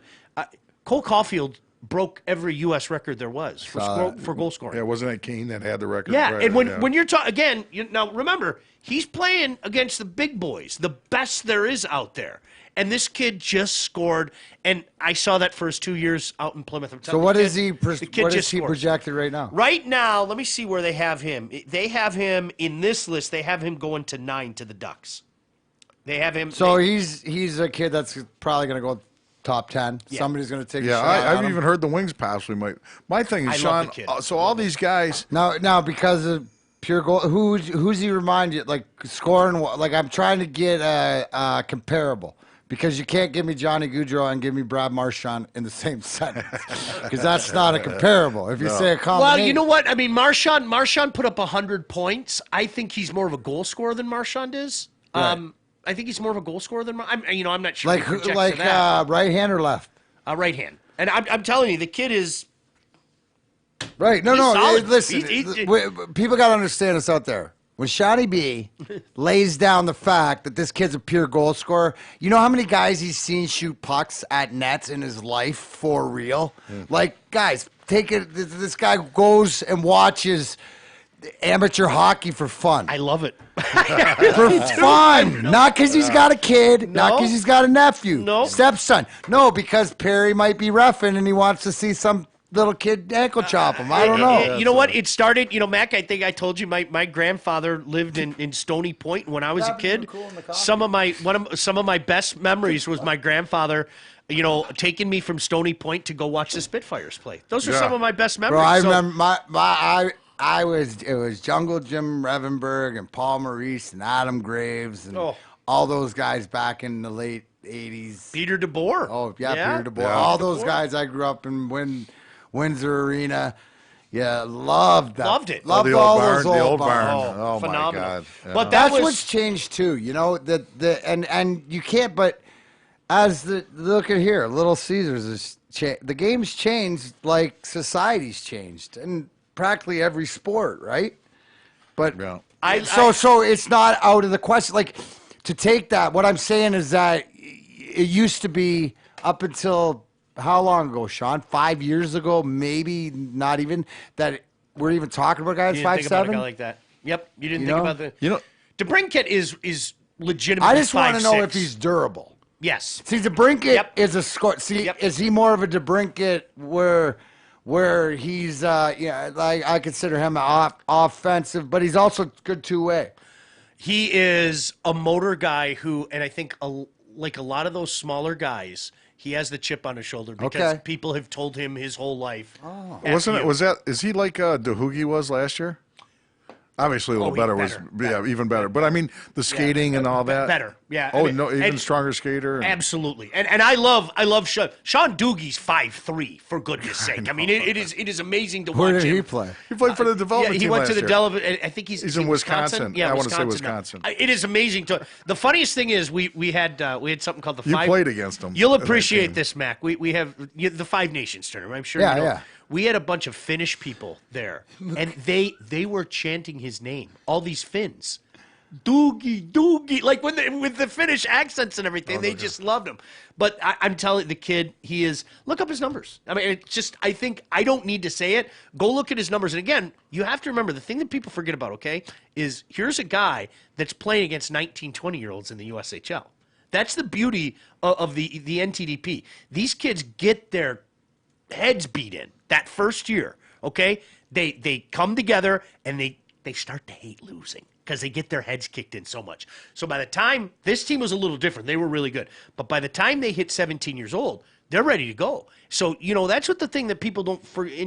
Mac, even your draft. That's Junior, dude. People don't realize. That's what Junior did. It not only, that first year, you developed as how to survive, but also to who you don't know, because coming out of your towns and coming out of wherever you're the big shot or whatever, like it's a whole, you got to reestablish yourself and realize and pay your dues and realize that what it's all about. And that's usually when the security net of mom and dad are off and whatever, when you got to bring your words, your bond, you got to bring it. That's where you find out what guys are made of, and it'll push you to be better with the chip on your shoulder, or tell me why I can't. I'll just do it just to show you I can. And these guys don't have the overagers on their team. They don't have the 19-year-old guys on there. They're fending for themselves, and to watch this team. That's also because that goes a long way as far as character and as far as when you got to survive with just your age group guys, and I know because why was I not? Because the goal is for me, my first year, fight a lot, play a little, score more my second year and junior, and then by the time you're third year, because everybody's scared of you because they're all 17 and you're 19 and you can kick the snot out of all these kids. It's a different mentality and it's a different thing. So if you can get beyond that, like I remember I got my wrist broke. I fought a 21-year-old in Junior B, the last game of the year in the playoffs. They broke my wrist. But I was like, I can't get any worse than this. So I was in. So what's funny? I just did a Google search just to see what the latest that came up, and it's funny coming out of Philadelphia. That the headline: could a 72 goal scorer who broke Austin Matthews' records fall to the Flyers at 11? I don't think there's a snowball's chance in hell he goes that far. From what I've been I don't hearing, think there's. People are really, times have changed. They're looking past those smaller guys. They're looking past the height, and can you avoid the hit? And then let's face it, the game's not exactly a physical game anymore. McCool with the assist. But Mikey McCool. This kid is 72 goals in 64 games this year. Think about that. The old record for an NTDP was Austin Matthews with 55. He had 72 goals. He blew that away. In wow. 64 games. It's. So he's definitely durable. 64 amazing. games at that. Yep. The thing is, Sean, I'm wondering with all these kids. That's Gretzky numbers. Yeah. Yeah, he was. I got a chance. I was doing the broadcast the one year he was there, and I didn't get a chance to see him as much, but I was watching them on television and watching the tournament, and he dominated overseas. He dominated. It was like, ho-hum, he has another 2 goals here, and I like the kid. I've been very fortunate to see some darn good players. I'm not saying that he's going to become Tavares or Stamkos or anything like that, but I'll go to bat for him anytime. He's a goal scorer. That's what he does. Good kid. Great kid. That's absolutely. Awesome. I love the chip on the shoulder. Yep. I love that fact. So, how about a couple names on the list. Let's so the first round with all those guys. So you said 5 of them have a chance to go. 5 of the U.S. development have a chance to go in the first round, or in the top 10. Top 10, yeah. How many others are supposed to get drafted? How many are they supposed to get drafted out of 13? Oh my goodness! Overall, yeah, a bunch. How many on the team? I think. How many on the team? 20. I think 18 get drafted. I think this might be their best draft ever, and that's saying a lot because they've had some really big drafts. 2 years ago, they had a real good one. This might be the best draft ever. They could legitimately have, in my opinion, I think 8 guys going in the first round. Wow. I think if you talk to some of the guys over there, they'd probably tell you 10. I think it's more like 8. Right. But when you're talking about 8 guys, again, here's your math. Do the math. 8 guys in the league with the amount of teams, 5 guys going in the top 10. They're doing something right over there. Absolutely, they really are. And my question with them is, they almost have hockey sense. That's my biggest thing, because drafting, you know how all the sports, football, basketball, they're like, we're drafting athletes. I'm like, why aren't you drafting a basketball, baseball player? But now for hockey, you look at the skill, the skating and the shots and the stick handling. But do they have the hockey sense? And I'm assuming most of them, or they all do? Yeah, I mean, listen, I think what happens is when you play with exceptional players, I think your IQ goes up. Oh, absolutely. So you notice, it's going to happen if it does, or you fall behind. Let's hear it. Let's go to the host of the show, Grind Time with Darren McCarty. Darren McCarty, what do you have to say? Well, let me tell you this, Sean and Perry. From my experience being around 8,000 Hall of Famers in my career and playing against the Russians every freaking game, and then graduating to Datsuk and Zetterberg. That was fun, chasing the puck around them. Oh, let alone Nick Lidstrom, remember him, perennial Norris Trophy winner, jerseys in the rafters. Yeah, he used to have this little move called the handcuffs that he put you into the, like it was like you go limp, numb, dead. Like he would, and he'd laugh and he'd snicker, just. Yeah, like that got you again. You think it made, like, osmosis-wise, the grind line, the thing we learned the most isn't how to saucer pass or how to dipsy dangle or anything like that. It's how to play with each other, to find space and to go and to know that you don't think, you react because the other 2 guys are reacting behind you. And you don't realize it till you break it down. But that's exactly what it is. It comes from the top. It comes from direction. And they obviously got great coaching. But obviously everybody, and they're drawn from the elite of the elite, granted. And to do that, to get the same guy to buy into the same program, being the shits from everywhere else and the king and this and, tell you how great they are, to see them be able to do it with their own age group, that's got to be harder than it is when you have to fall in line because you're playing a man's game then. So if you can do it then, that, I'm telling you, in this day and age, when you're talking about hockey sense and you're talking about, those are the intangibles, why a lot of these kids continue to go high. You use the word culture a lot. Yeah, I do. And you know what, Mac? It is and that screams culture. You got it. That screams culture from and you know what it is too? You nailed it. From as simple as they don't have the overager. They don't have that last year guy. They don't have bad influences. And say hey, some of the worst influences on me were guys I loved, in junior and stuff like that. But here's the thing, because they're all on the focus of getting to their dream, and then they're afforded the opportunity to go out there and get their heads kicked in, because let's find out if you really want it, because they've got themselves and their parents and everything else. But it's culture, and that's what it is, and culture recognizes culture, good and bad. Yeah, it's bad doesn't recognize culture. Bad culture thinks nothing's wrong and it's me, right? Good culture or building culture, right, recognizes that they're not the end-all, be-all, and, there's work to do, and then they can improve. But it's, again, comes back to people.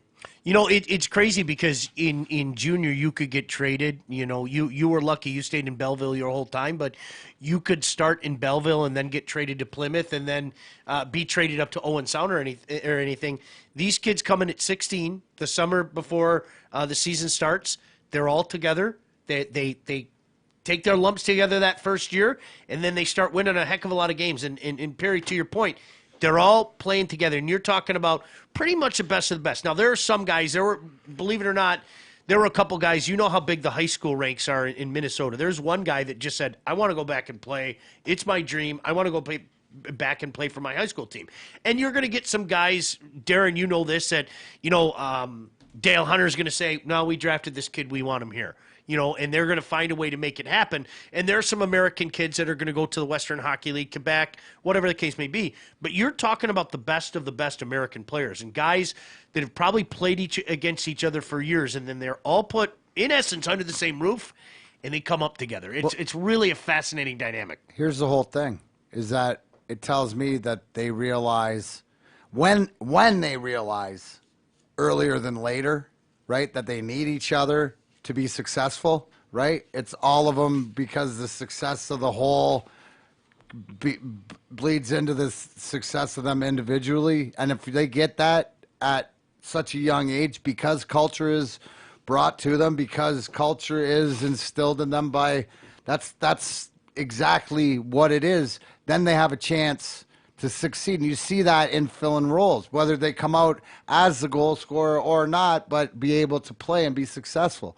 It's and it'll be interesting to see, not only, but following the kids that come out of that program, just to see. I encourage everybody to, look up some players that have been drafted or get drafted this year, but there's guys that are going to be breaking into the league. Like, name a few guys that have come out of the program that people would recognize in the league right now. Well, I think you start with Austin Matthews. Okay. Dylan Larkin, obviously, right, is a guy that has experience. Phil Kessel is a guy, back in the day. And you're seeing, especially the last few years, you're really seeing them come in mass. It's developed a reputation, not just the high caliber players, but guys that can come in and they're going to give you everything they have, because that's their mentality. And Mac, just the year that you're drafted, there are no guarantees, okay? Because the Red Wings hit on their second round pick.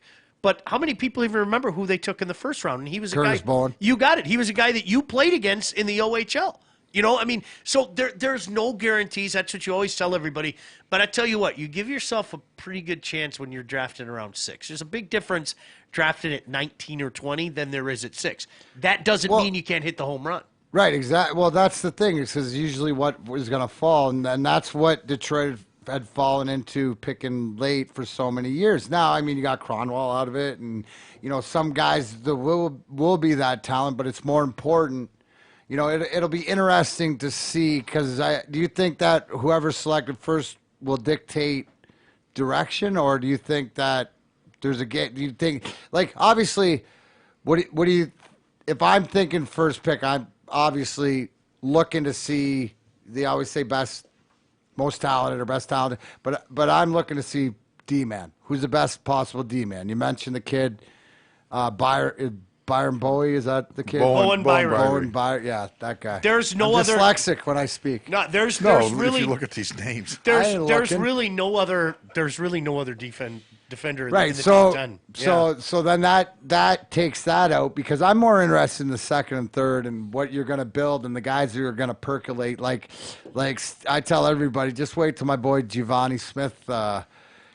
Probably one more year. He was fun to watch, dude. Probably one more year, but you're gonna see a couple coffees with him, because that's the kid that's starting to get it, understand, and work hard. But that's like the asset, the value that sort of player. Like it's hard to be like my type of guy is gone almost. They're weaning him out. Oh yeah. So how are you going to be valuable? You got to skate, and you got to be smart, and you can't change that. That's the best thing, is why we had as much talent as we had. Look at the hockey IQ in our dressing room. Oh, that's what I was the dumbest guy in our dressing room, other than the goalies. Yeah. Wow. Yeah. Yeah, but Ozzy's as smart as they come, but smart ass. So who? No, but whoever's like who's the dumbest? Who knows? But their hockey IQ is not that low. Yeah, you couldn't even. Yeah. I mean, you want to start I'm trying to think. picking on. You can't. No, you can't. Yeah, I'm not going to Right. say anything. Right. No, you want to pick on Wardo? You can't. Wardo went to Michigan. He's still smart. And he was smart enough not to get killed by Severn in that March 26th. So, I mean, the kid was smart. He knew. Don't get him wrong. So, Mac, what was your feeling? Like, let's say it's the 2 days before the draft, back when you were getting drafted. What was your thoughts as a kid? What were they telling you at that time? You know, what to expect? Well, see, back then it was different because the first 3 rounds they had to pick 18-year-olds, right? So I didn't go as an 18-year-old, which the year before there was an outside chance, but as a 19-year-old, it was. I was getting told Detroit late in the first or Ottawa first pick in the second. They went with Chad Penny, thank God. But when they went with Bowen, honestly, like, what did I think there was like Edmonton, Ottawa, Detroit, and like when I did my interview with Detroit, and Kenny told me that when I sat there with Brian Murray, him and Barry Melrose, and said, what would you do to make Detroit Red Wings? And I looked at him and said, anything. He said, what do you mean anything? I said, I would do anything to be a Detroit Red Wing. Go anywhere and do what do I need to do?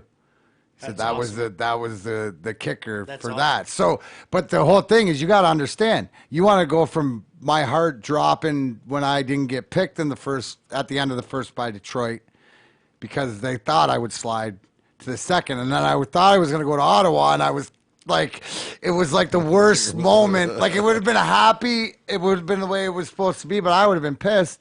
And then when that Detroit pick came around, I remember because it was 46. And I remember because I was thinking, I go, it's come on, it's got to be. And they went, Detroit Red Wings select 46 overall, right winger.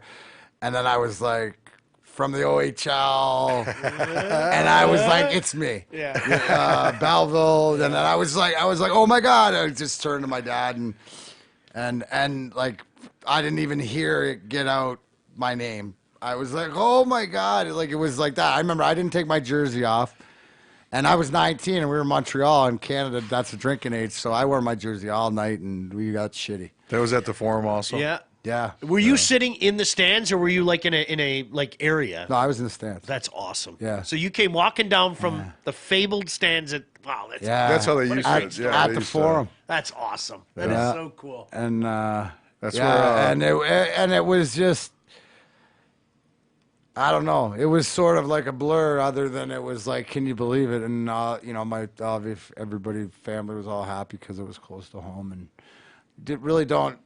didn't sink in, but you know, it was like, still, it's special. It's crazy. Yeah. It was like that was, and I was saying this is that, you know, I won OHL Player of the Year, and getting individual, the draft was the biggest individual because I still think the goal and the fight, all that stuff is team, right? That's just my contributing part.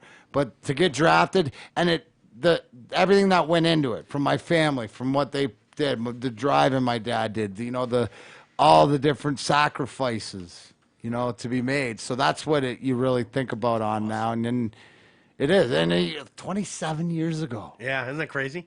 It's so funny hearing you say Barry Melrose too, because it's like people forget. Well, he was in Adirondack, and shortly thereafter he got hired. He got hired with LA. That was right after the draft. Yeah, and they went to the finals that first year. I mean, it's funny to hear you say that. So what year were you drafted? 92. Holy shit! June 20th, 1992. I thought you were older than that. No. June 20th, 1992. Yeah, that's gosh, that's crazy. Yeah, that is. That's just that's special. Is there anybody out there that they're missing out? They're missing on, or somebody that you've seen that you don't know why they're getting as much hype or not as much hype? There's a kid that I really like. He's a Russian player in Flint, and I can't, for the life of me, I can't remember the pronunciation. See, you said that. I'll look it up in a second. I'll get that. Yeah.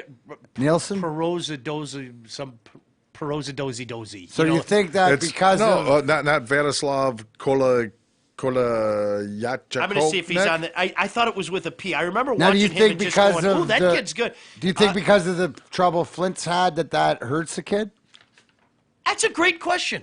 In Honestly, today's day and that's a age, great- because back in our day, it would have killed somebody. Because scouts wouldn't have gone there, and if they would have seen you once, you're going to slide back then. But nowadays, technology, do you go look for that? Like, where do you find, like, there's gold out there somewhere, right?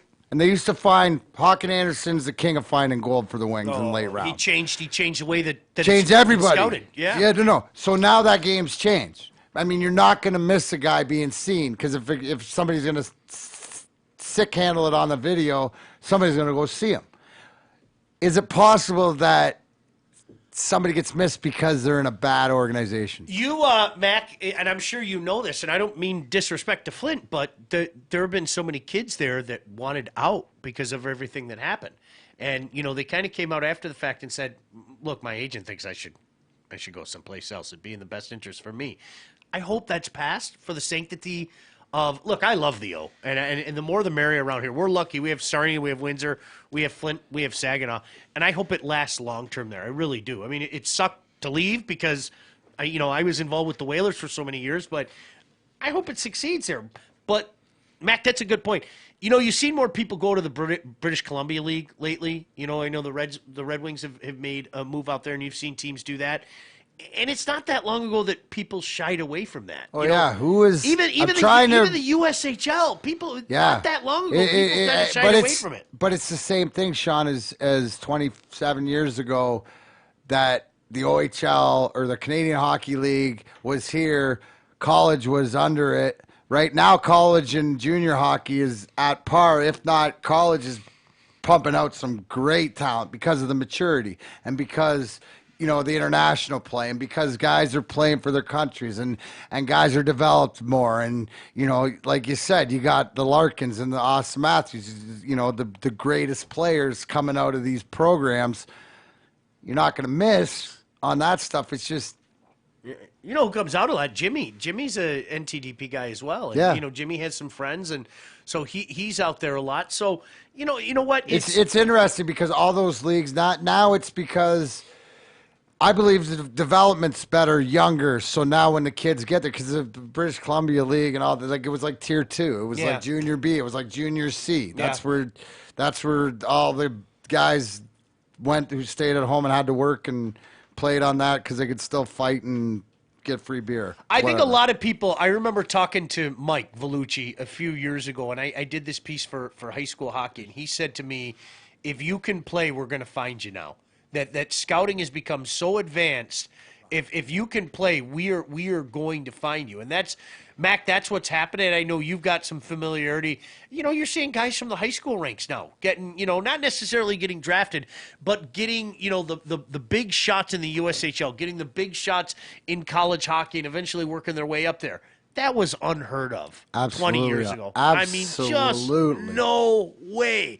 And it's happening now because, they're being scouted. And it's the old adage, if you can play, they'll find you. But the key is the gem. I mean, especially in today's cap era, if you can find that guy in the second, third, or fourth round that isn't a big contract. Yeah. You can get to the bridge without paying him first-round money. Oh, my goodness gracious, the franchise. Because that's the whole thing. And you mentioned that. But now there's so many guys. Okay, back in the day, it used to be the GM, the coach, the assistant coach, the other assistant coach, the trainer. Yeah. Now you got the bean counter, the capologist, the statistician, the time guy, the clock guy, the video guy, this guy, that guy. You got 27 guys. So, I mean, like, everybody's creating new positions, or the analytics in baseball, whatever, like all this stuff.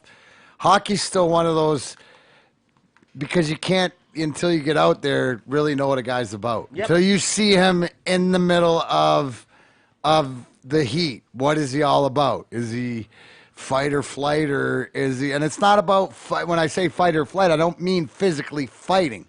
I mean, are you toughest guy? I said toughest guy I played with wasn't Proby or Joey. It was Stevie. right? Because of what he would endure to play. Now, toughness is different, right? Because what he would put on the line. That's the whole different thing. I feel this way, Mac, and I don't think you and I have ever talked about this, so I'm intrigued to hear your perception on as being a former player. I think analytics have a place. I don't have any problem with analytics, okay? I think the over-reliance on analytics is moronic because, to your point, you can't judge what's there in the chest, and you can't judge the guy who's going to go into the corner with a dozen eggs, and which guy's going to come out with the eggs being scrambled, and which guy's going to come out with 12 fresh eggs. Those are things that analytics can't tell. And so I think the people that rely heavily on it, it always makes me shake my head. Yeah, no doubt. Hey, that's a great segue too, Shawnee, because on the line right now, Ryan Ellis, driver of the Gretzky 99 car last weekend at Iowa Speedway. Bro, how you doing? Hey, pretty good. How about you guys? Good to hear and good to see that you survived. Unfortunate about the how do you can you explain to me the start I get the pit stop violation, I get the speeding violation, but a green flag violation that you had to get 2 laps down. Can you explain that? Yeah, that sucked. Believe me. So in racing, for a lot of the guys I know, they probably don't know, you can take your wheel off and you set it. So like you take your wheel off to get in and out of the car, your steering wheel. Yeah. And if it's off center, it like really sucks. It can be off, 35, 40 degrees. Now is you that can't really tilt? What was it? Is that why they put the red tape? If you see in the car, like there's tape that shows you the top where the top's supposed to be of the center of the steering wheel or whatever.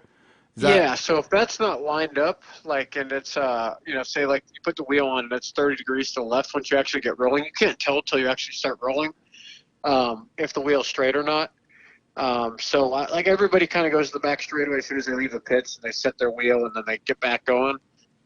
They had like 1 pace lap at Iowa, and I've never really seen that. And so I like pull over, I'm setting my wheel, I get back and I try to get back into my spot in line. And everybody's doing their pit road speed limit, which means they're like right on each other's bumper and they're trying to make sure they got a right read. And I couldn't get back into my spot in line. So usually if that happens, you just kind of start a couple rows back and, whatever, you'll make it up in a corner or two. But NASCAR black flagged us for starting. I think I started like 33rd instead of 26th. Right. So I started too far back, which is a penalty in itself. You'd think that would be enough. But, they black flagged me and I had to come down pit road and do a pass-through, which lost about 2 laps for us. So that really was sucked. That was right at the beginning of the race?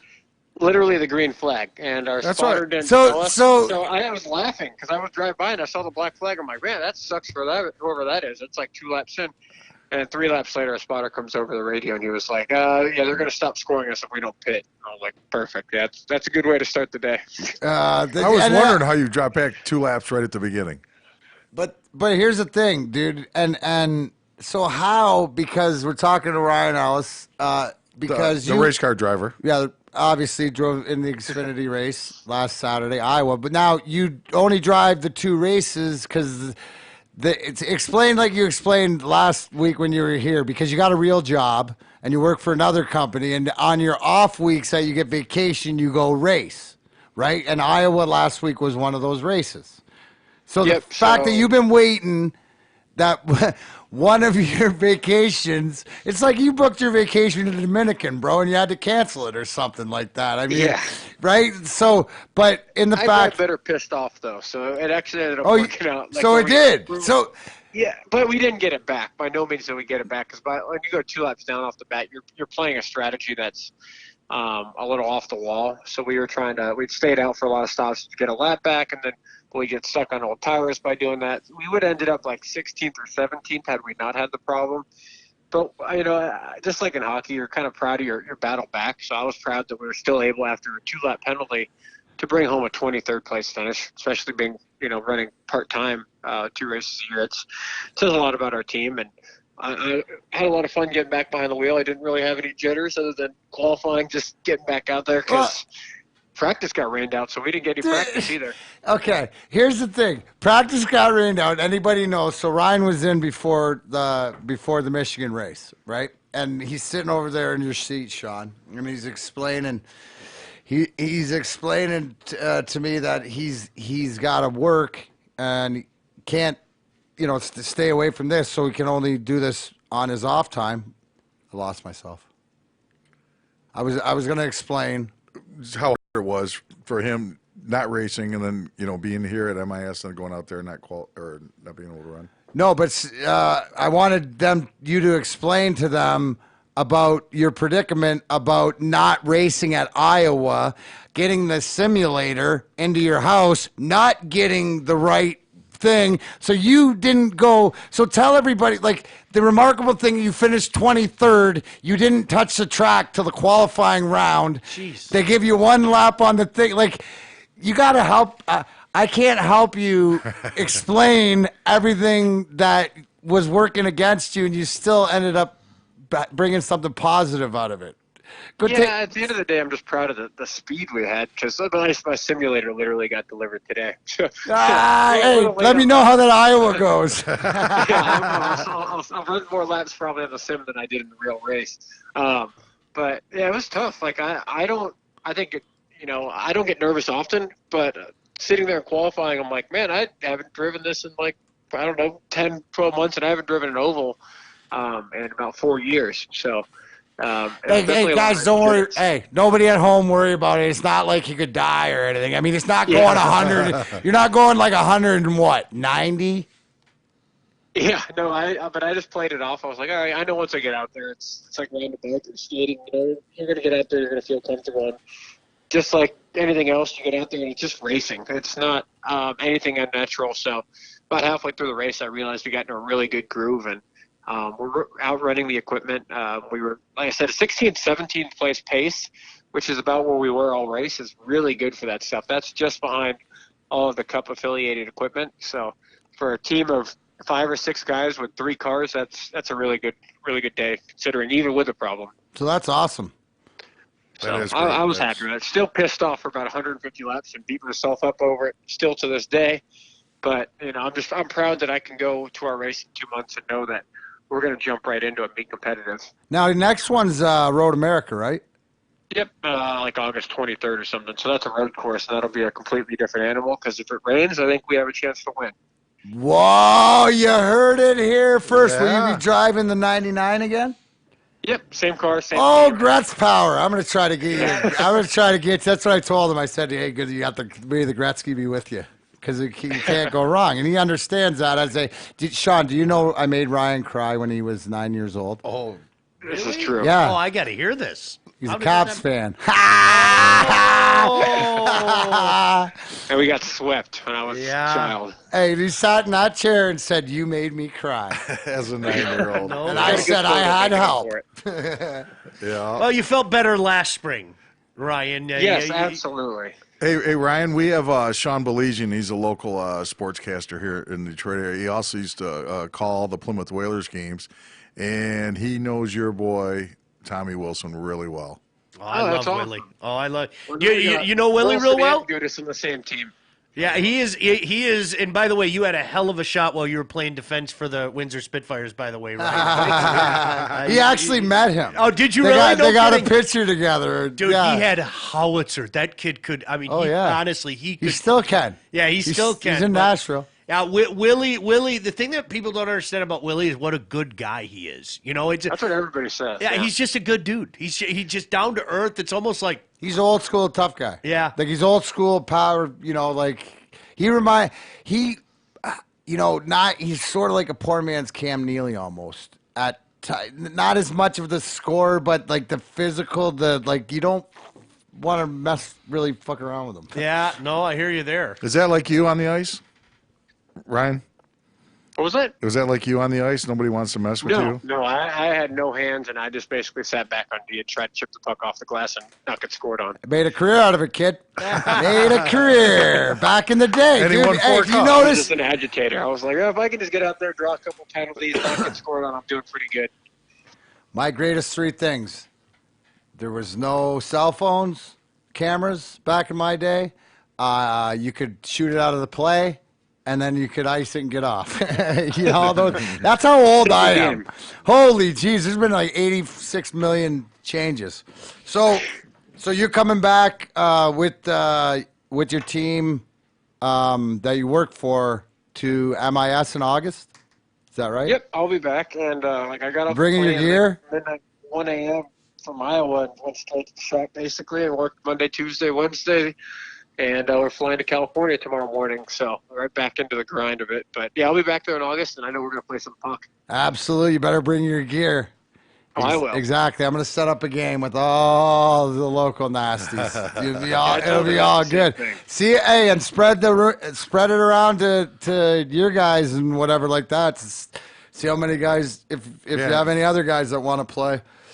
Oh yeah, there's a ton of them. Surprisingly, the crossover between hockey and racing is actually pretty strong. I get it. I get it now that I've been there, and I appreciate and thank you for taking care of all of us and just the accommodations and for Isis and Perry and everybody that was down there. That's the phenomenal. It amazes me, and anybody that doesn't know, it's so family oriented for such a dangerous sport. It's the outer dichotomy, and it's cool. But I think it humbles you. No, it absolutely does. The thing that humbled me the most, dude, is realizing that, oh my God, they're going 55 down pit lane. Like, you could die. Yeah. You don't realize that these crazies are jumping out in front of them. Those guys are nuts. The pit crew. They're crazier than the drivers. I don't care. They actually are. I would have never thought that, but the drivers are safe. Yeah, we got a roll cage around us. They just got a plastic helmet. God, and some of them get angry, don't they? Yeah, they're ex-hockey players and football players, so yeah, they do. That made me very. I say thanks again as we're looking on the screen here of the grind time with Darren McCarty That's awesome. on the back. That definitely was a highlight, bro. I appreciate that. Yeah, anytime. It was really good having you guys out there. Hey, how did you watch the Game 7 of the? Yeah, it was a good game. I thought if Boston put one in early, I thought it was going to go Boston. So I know it's such a stereotypical thing to say, but I thought the first goal was going to win that one, and Blues can hold a lead like no team I've seen recently, and it was unreal. It was a pretty good game. Well, I won that's $100 on it, so I'm happy. Good, dude. That's the whole thing. Is it plays out when you see how goaltending can win. That performance reminded me of Hasek in 6 and 7 of 0-2 against Colorado. Just like it was just one of those that, and Sean, here it was still like if Boston still could have got that first one, it didn't matter. But the minute that tip went in, it was like, all the air went out. Yeah. Well, it just in the build. And trust me, I was here in 2009 when we lost at home in 7, and it was like something like that where it was Fleury that was the difference. But that's what hockey. Ryan, I don't think it's cliche. I think that's an educated fan's take. I mean, to me, the first goal was bad enough. The second goal, they reached in and took their soul. That was over. Yeah. Oh, and especially 8 seconds left in the period. That's the no-no. That's a proverbial no-no in exhibition hockey.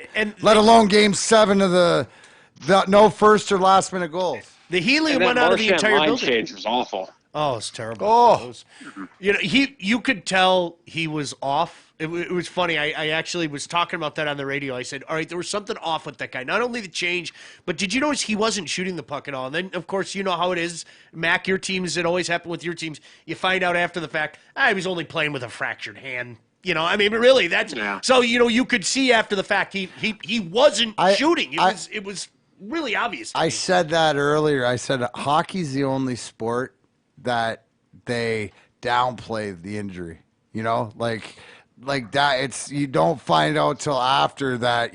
Guys are put together with masking tape. Oh, he's been taking 6 shots a game. Just to get out there. Oh, he's got bone on bone. Yeah, no worries. And the worst part. Right, when it hurts? When you lose. Yeah. When you win, I guarantee Stevie's knee surgery felt a lot better, and it didn't feel good at all, but that we'd won a cup. Sure. Make it all worth it, and it's all that. So that's a tough thing, and to me, that's Boston we talked about at the beginning of the playoffs. That's Boston's sort of, all right, bye. No. Yep. Hey, Ryan, now with drivers, do you guys know like each other's injuries and things that the other guys are battling? I mean, it sounds funny, but like in racing, you don't get a lot of little injuries. You probably get you might get like a broken rib or, broken wrist. But other than that, it's like you're either fine or you're dead. It's not a lot of it's like concussions. There's no in between. I like it. Yeah. Yeah. That's what like in a way I kind of wish it was more like hockey where there were consequences. And I don't mean this in like a bad way, but I wish there were consequences when you messed up, you got hurt, because then there are consequences to your action other than your team having to rebuild the car. Yeah. As a driver, you just go home and you're like, well, that sucks. I had a bad week. But like in hockey, you have a bad, you get hit hard. You keep your head down, and next thing you know, you're buried in the corner. You might be out for 6 to 8 weeks. But in racing, it kind of sucks because you can make a mistake and you're perfectly fine, but your team's working hard for you. So you don't really know too much of what's going on. You might get a sickness here or there, but other than that, it's really like you're fine, concussion, broken wrist, rib, or something, or you're dead. Not a lot in between. Yeah. I wonder if anybody ever gets diarrhea in the car. Tony Stewart did. He won. It was pretty famous. He got diarrhea. He won the race, and then he just didn't do victory lane. He just changed suits. Well, I don't know about you, but I'd shit my pants for a cup win. Yeah, right. That's what he said. He wasn't proud of it. No, I mean, hey, it happens. I always wonder. I mean, like guys probably just piss in their suit or something like that, or do they have like a stadium buddy or? Well, you're the dehydration you go through, right? But you're usually so dehydrated you don't have time to pee. Wow. All right, that's cool. But you lose 8 good to to 12 know. pounds of water weight. Yeah, it's a good sauna in there. Yeah, no doubt. How hot was it in Iowa? Not too bad. It was actually really comfortable. I know some guys kind of struggled with it, but I think in the car it's between 125 and 140 most weeks. So they're wearing a 3 or 4 piece suit and not getting any air in there, so it gets pretty warm. But you get used to it, and your breathing's real high and heart rate's pretty high. But it's not too bad once you get used to it. Well, all right, bro. We will continue to check in with you. Good luck this weekend. You say California? Yep, going out to Sonoma, so we'll have some fun out there. Not a road track? Yep, that's a road course as well, so it's going to be a really exciting race. See? You can bump me up to 3rd grade in my racing education right there. Look at I hang out with you a little bit more. I'll be on the way. All right, bro. Well, good luck. Good luck with Guido and all the rest of what'd you say? That's my team. Yeah, we make cars and then we get drunk and fist fight each other or something. Yes, we wanted a fight button in there. Yeah, that's it. That's right. Fight button in the car. We're gonna work on that. We're gonna work on that between you and me. All right, sounds good, bud. Thanks, Ryan. All right, guys. Thank you very much, and thanks for letting me run the decal last week. That was pretty cool. Thank you, Ryan. Yes. You know what? I'll think about it if you want to do it again, but no. Again, thank you, brother. Hey. Of course, guys. Exactly. Best of luck, Ryan. You got to get me closer to being an owner. Oh, man. That was Ryan Ellis, last week's driver, the 99, the grind time with Darren McCarty car. Jordan, Ryan, I got to bring up a story. You just like totally. Homer, did I just like? Yeah, Homer might get really mad at me. Oh yes, I love Homer's stories. Bring it. I have to tell the story because you said something, Mac. You guys always hid what was going on, and I think you know this. Homer lived pretty close to where we live, and my daughter was friends with his daughter, so we were at the ice cream social at the little elementary school, and this is during the 2008 NBA. Which, by the way, as a father of daughters, and the ice cream social is one of the best days of the like. Yeah. Listen, I'm telling you, and at the time, and Homer, what? Let me guess, because he loved ice cream, so he probably had about 8 scoops. Well, he had a bunch. Went back about 3 times. He couldn't move. Like he couldn't. Like watching him, he was walking like Fred Sanford. Like I'm not. Like honestly, I almost want to get up and show you. He was like doing this. It was painful to watch. And at the time, I was doing the. You might remember this, Perry. I was doing the television show with Dan Miller and Steph. And Steph was on with us during the finals. Greg Steffen. And so I saw Homer, and Homer kind of looked at me. Yeah, sorry. Homer kind of looked at me like, I can't. I forget that you're going to be here and all that stuff. And I go, all right, dude, like, not media. Are you okay? Like, I go, we're not, I'm not going to go run on the radio or television. Like, are you okay? Fine. You weren't fine. Like, you should have seen him walking. And that's the thing, Matt. What year was this? 08. I think it was the 08 one. Oh. And his legs looked like they went through a freaking war. I mean, they were just disgustingly battered. He couldn't, like, I'm not sure, he couldn't walk. No. He's trying to go over to get his 8th ice cream and everything. And his wife is so nice. She was like, I'll get it for you. I'll get it for you, Thomas, and all that. And he was like, he looked like almost like a man that was wrapped in metal. And it was too heavy for him, and he was just it looked like he had his equipment on outside of the ring. But that's what reminded me of that. He was like, oh, I'm fine. And I was like, dude, like, as a human being, I'm not going to go run on TV and go, hey, I saw Homer and Homer's. It wasn't anything like that. That's not my job as far as I'm concerned. I played second round because first round Mule was hurt against Nashville in 08, so I got in the lineup. Second round Homer was hurt against Colorado, so I was in the lineup.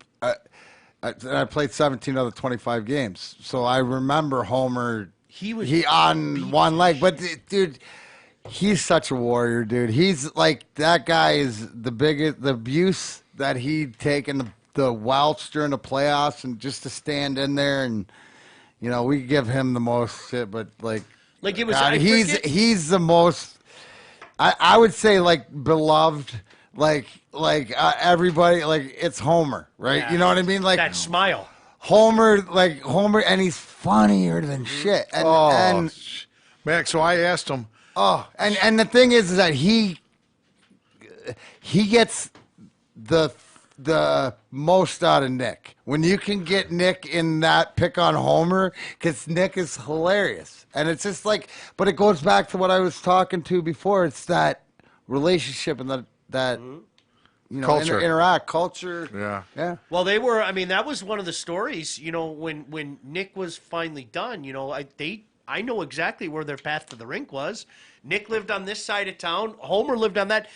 They did that for 20 straight years, man. Yeah. I mean, that's habitual. When you're talking about from the first same week of September, same coffee, same the Starbucks. Trust Nick me, Nick might have changed the car and let Homer drive. We used to always tell Nick used to mess with him and get in the back, and he's like, I'm not your chauffeur. That's great. Hey, so let's should we do the final recap of our picks from 2 months ago? Oh my gosh! Because the final, we didn't do the finals. I won. No, you didn't. By default. Okay, yeah, you won because it's your show. I know. Thank you, Perry. I'm not gonna argue. Sorry, Ken. Smartest thing you said. Sorry, Ken Cal. You're not going to take the tie with Mac. Kenny won on the finals. He had St. Louis, would put him in a 5-9 record with you to tie. How many games? How many games? No, we didn't do any games. You didn't do how many games and they'd win?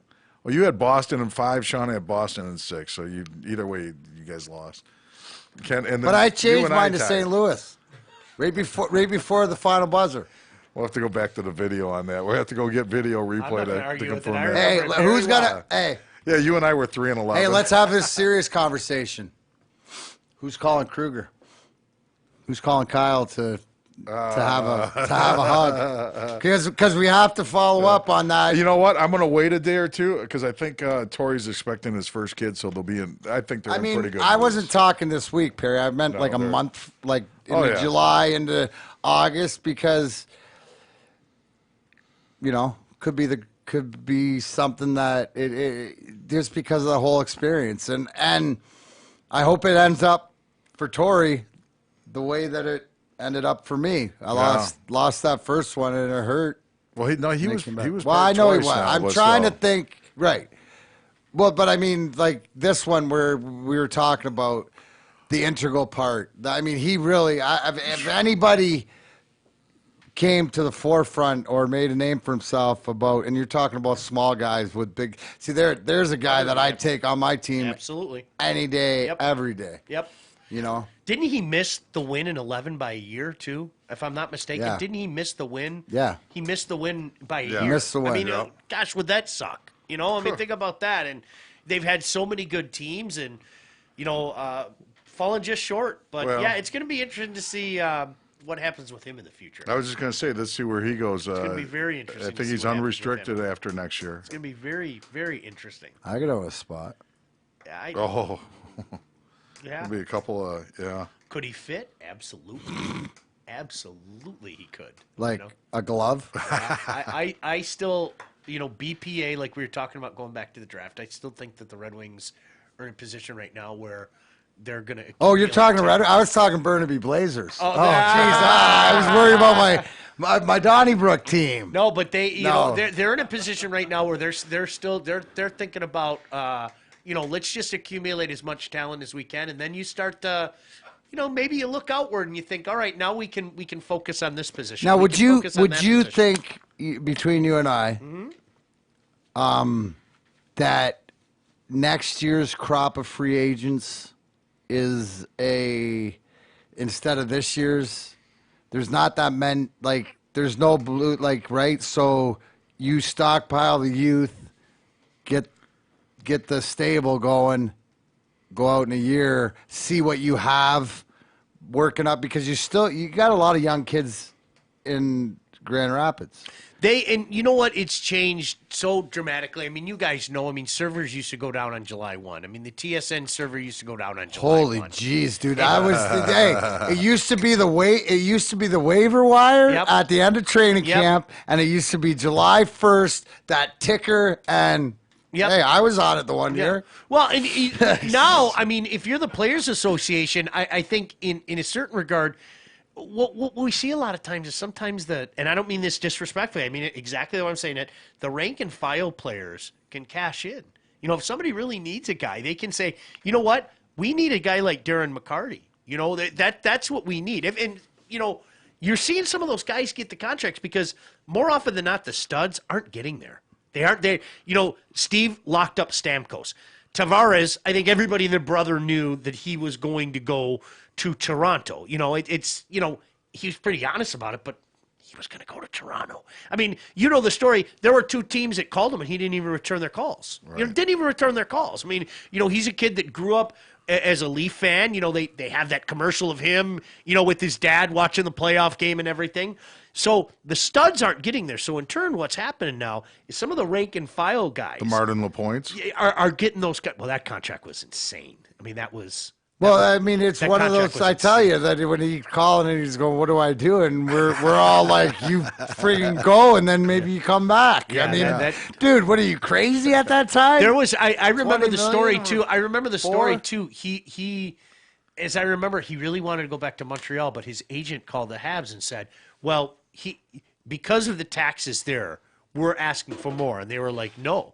And you have to take that contract. If you're Marty LaPointe, you have to take that contract. And that was before obviously the cap. But even since the cap came into play, some of the rank and file contracts are. But here's the amazing. thing. Well, here's what blows me away is you see some different organizations are operating under totally different. You look at like what San Jose just did, and you throw in 88 years, $88 million at Carlson, who hasn't. He's going to be hurt. Well, I mean, he's a great player, and but you better just nurture him for the playoffs. He's not a thoroughbred. He's not the best defenseman in the league as he was 2 years ago. No, that's over. Because dude, and I've had three sport hernia surgeries. You can't.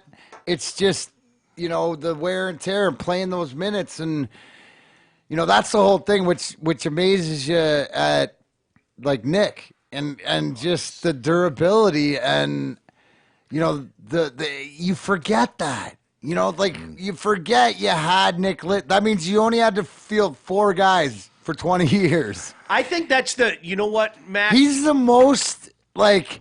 Oh yeah. Oh that's right. Yeah. Start naming Red Wings. I think, and I guarantee 4 out of 5 will name one of the grind line before they named Lidstrom. That was, right. Mac, that was what you just hit on.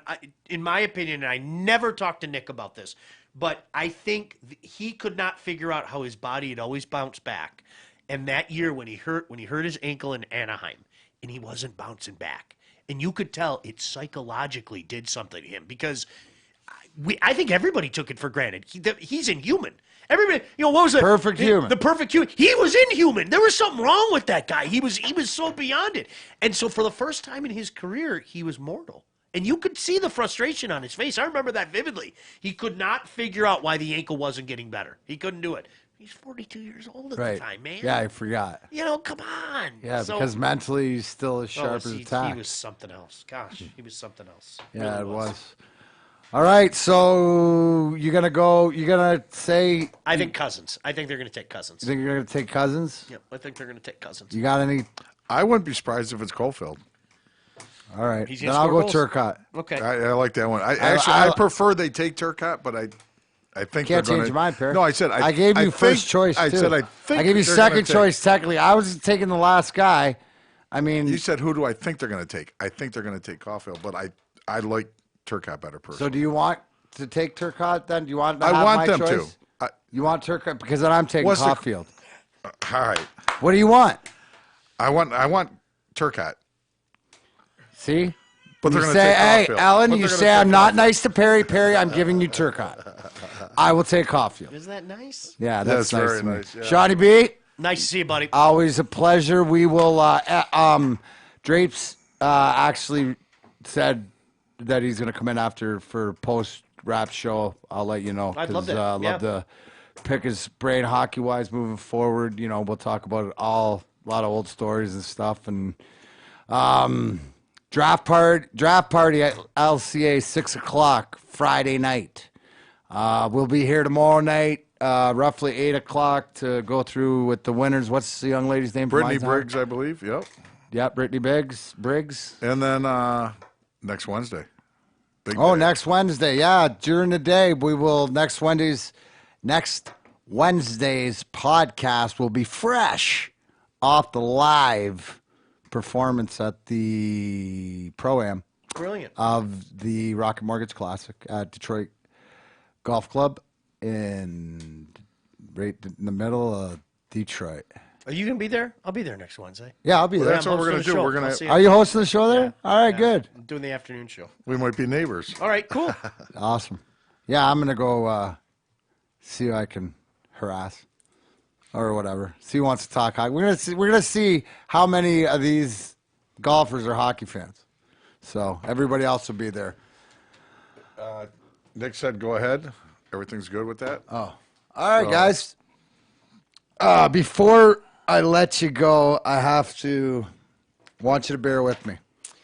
So, as you can see, and you might have been wondering what all the stuff on the counter is. Herbal Active, all right? This is a time where I'm letting everybody know that I've come to an agreement of one of the things where we're talking to CBD. Now the reason, not only because of what they're about, but the Herbal Active is a all-natural, zero THC CBD company, which means to anybody out there who wants to know, when you have regular CBD, it's got less than 0.3% of THC in it, which will not get you high. It's not enough. What it does, the best correlation, it's like you're on the door list to the bouncer, you get into the club, it starts working with your system immediately. Now, with things like this, where it is pure hemp and there's no THC, well, you got to wait in line. Sometimes the line's longer, sometimes it's shorter. But this stuff is you can get throughout the country, throughout everywhere. Herbalactive.com. The code DMAC25 will get you 25% off of anything that they have on there. Like I brought some of the things out. There are things like mints and balms and lip glosses, the tinctures, the pills. Check them out online. I'm gonna talk a lot about it as we get going and do a few more reads. But herbalactive.com, enter DMAC25. Do the education. If you're gonna look into it, do yourself a favor and look up your endocannabinoid system. And this is where to start. When you're looking for something, I'm giving you the Darren McCarty, Grind Time with Darren McCarty, OK, Herbal Active is something that I use, that I believe in. One of the ones right now, because I'm tired of trying to help people where it's you have to do it within the law, and the law has allowed the hemp and this to be used. So you're totally legal to look into it, totally legal to order it, and can be sent to you, and you could be using some of the stuff that I have. You have any questions, you can email me, dmac@darrenmccarty.com. You want to tell Perry how beautiful his smile is, he's at perry@darrenmccarty.com. And if you have any sponsorship, any ideas, or things you want to get involved with Grind Time with Darren McCarty, please send everything to nick@darrenmccarty.com. Gentlemen, I appreciate it. Bam Bam, McCool, great job with the coffee, McCool. You are a stud. Shawnee B, to my guest, Danny Probert, don't forget, 9th Annual Proby Ride this Sunday. Registration starts at 9 a.m. at Thunder Road, Harley-Davidson in Windsor. That'll be it. I look forward to seeing everybody on Friday down at the draft party. Excited to see who we got. Yeah, you got Turcotte. That's all right. Remember here, guys, that always, no matter what, no matter how many times you fall down, get your ass back up. That's Grind Time. We're out.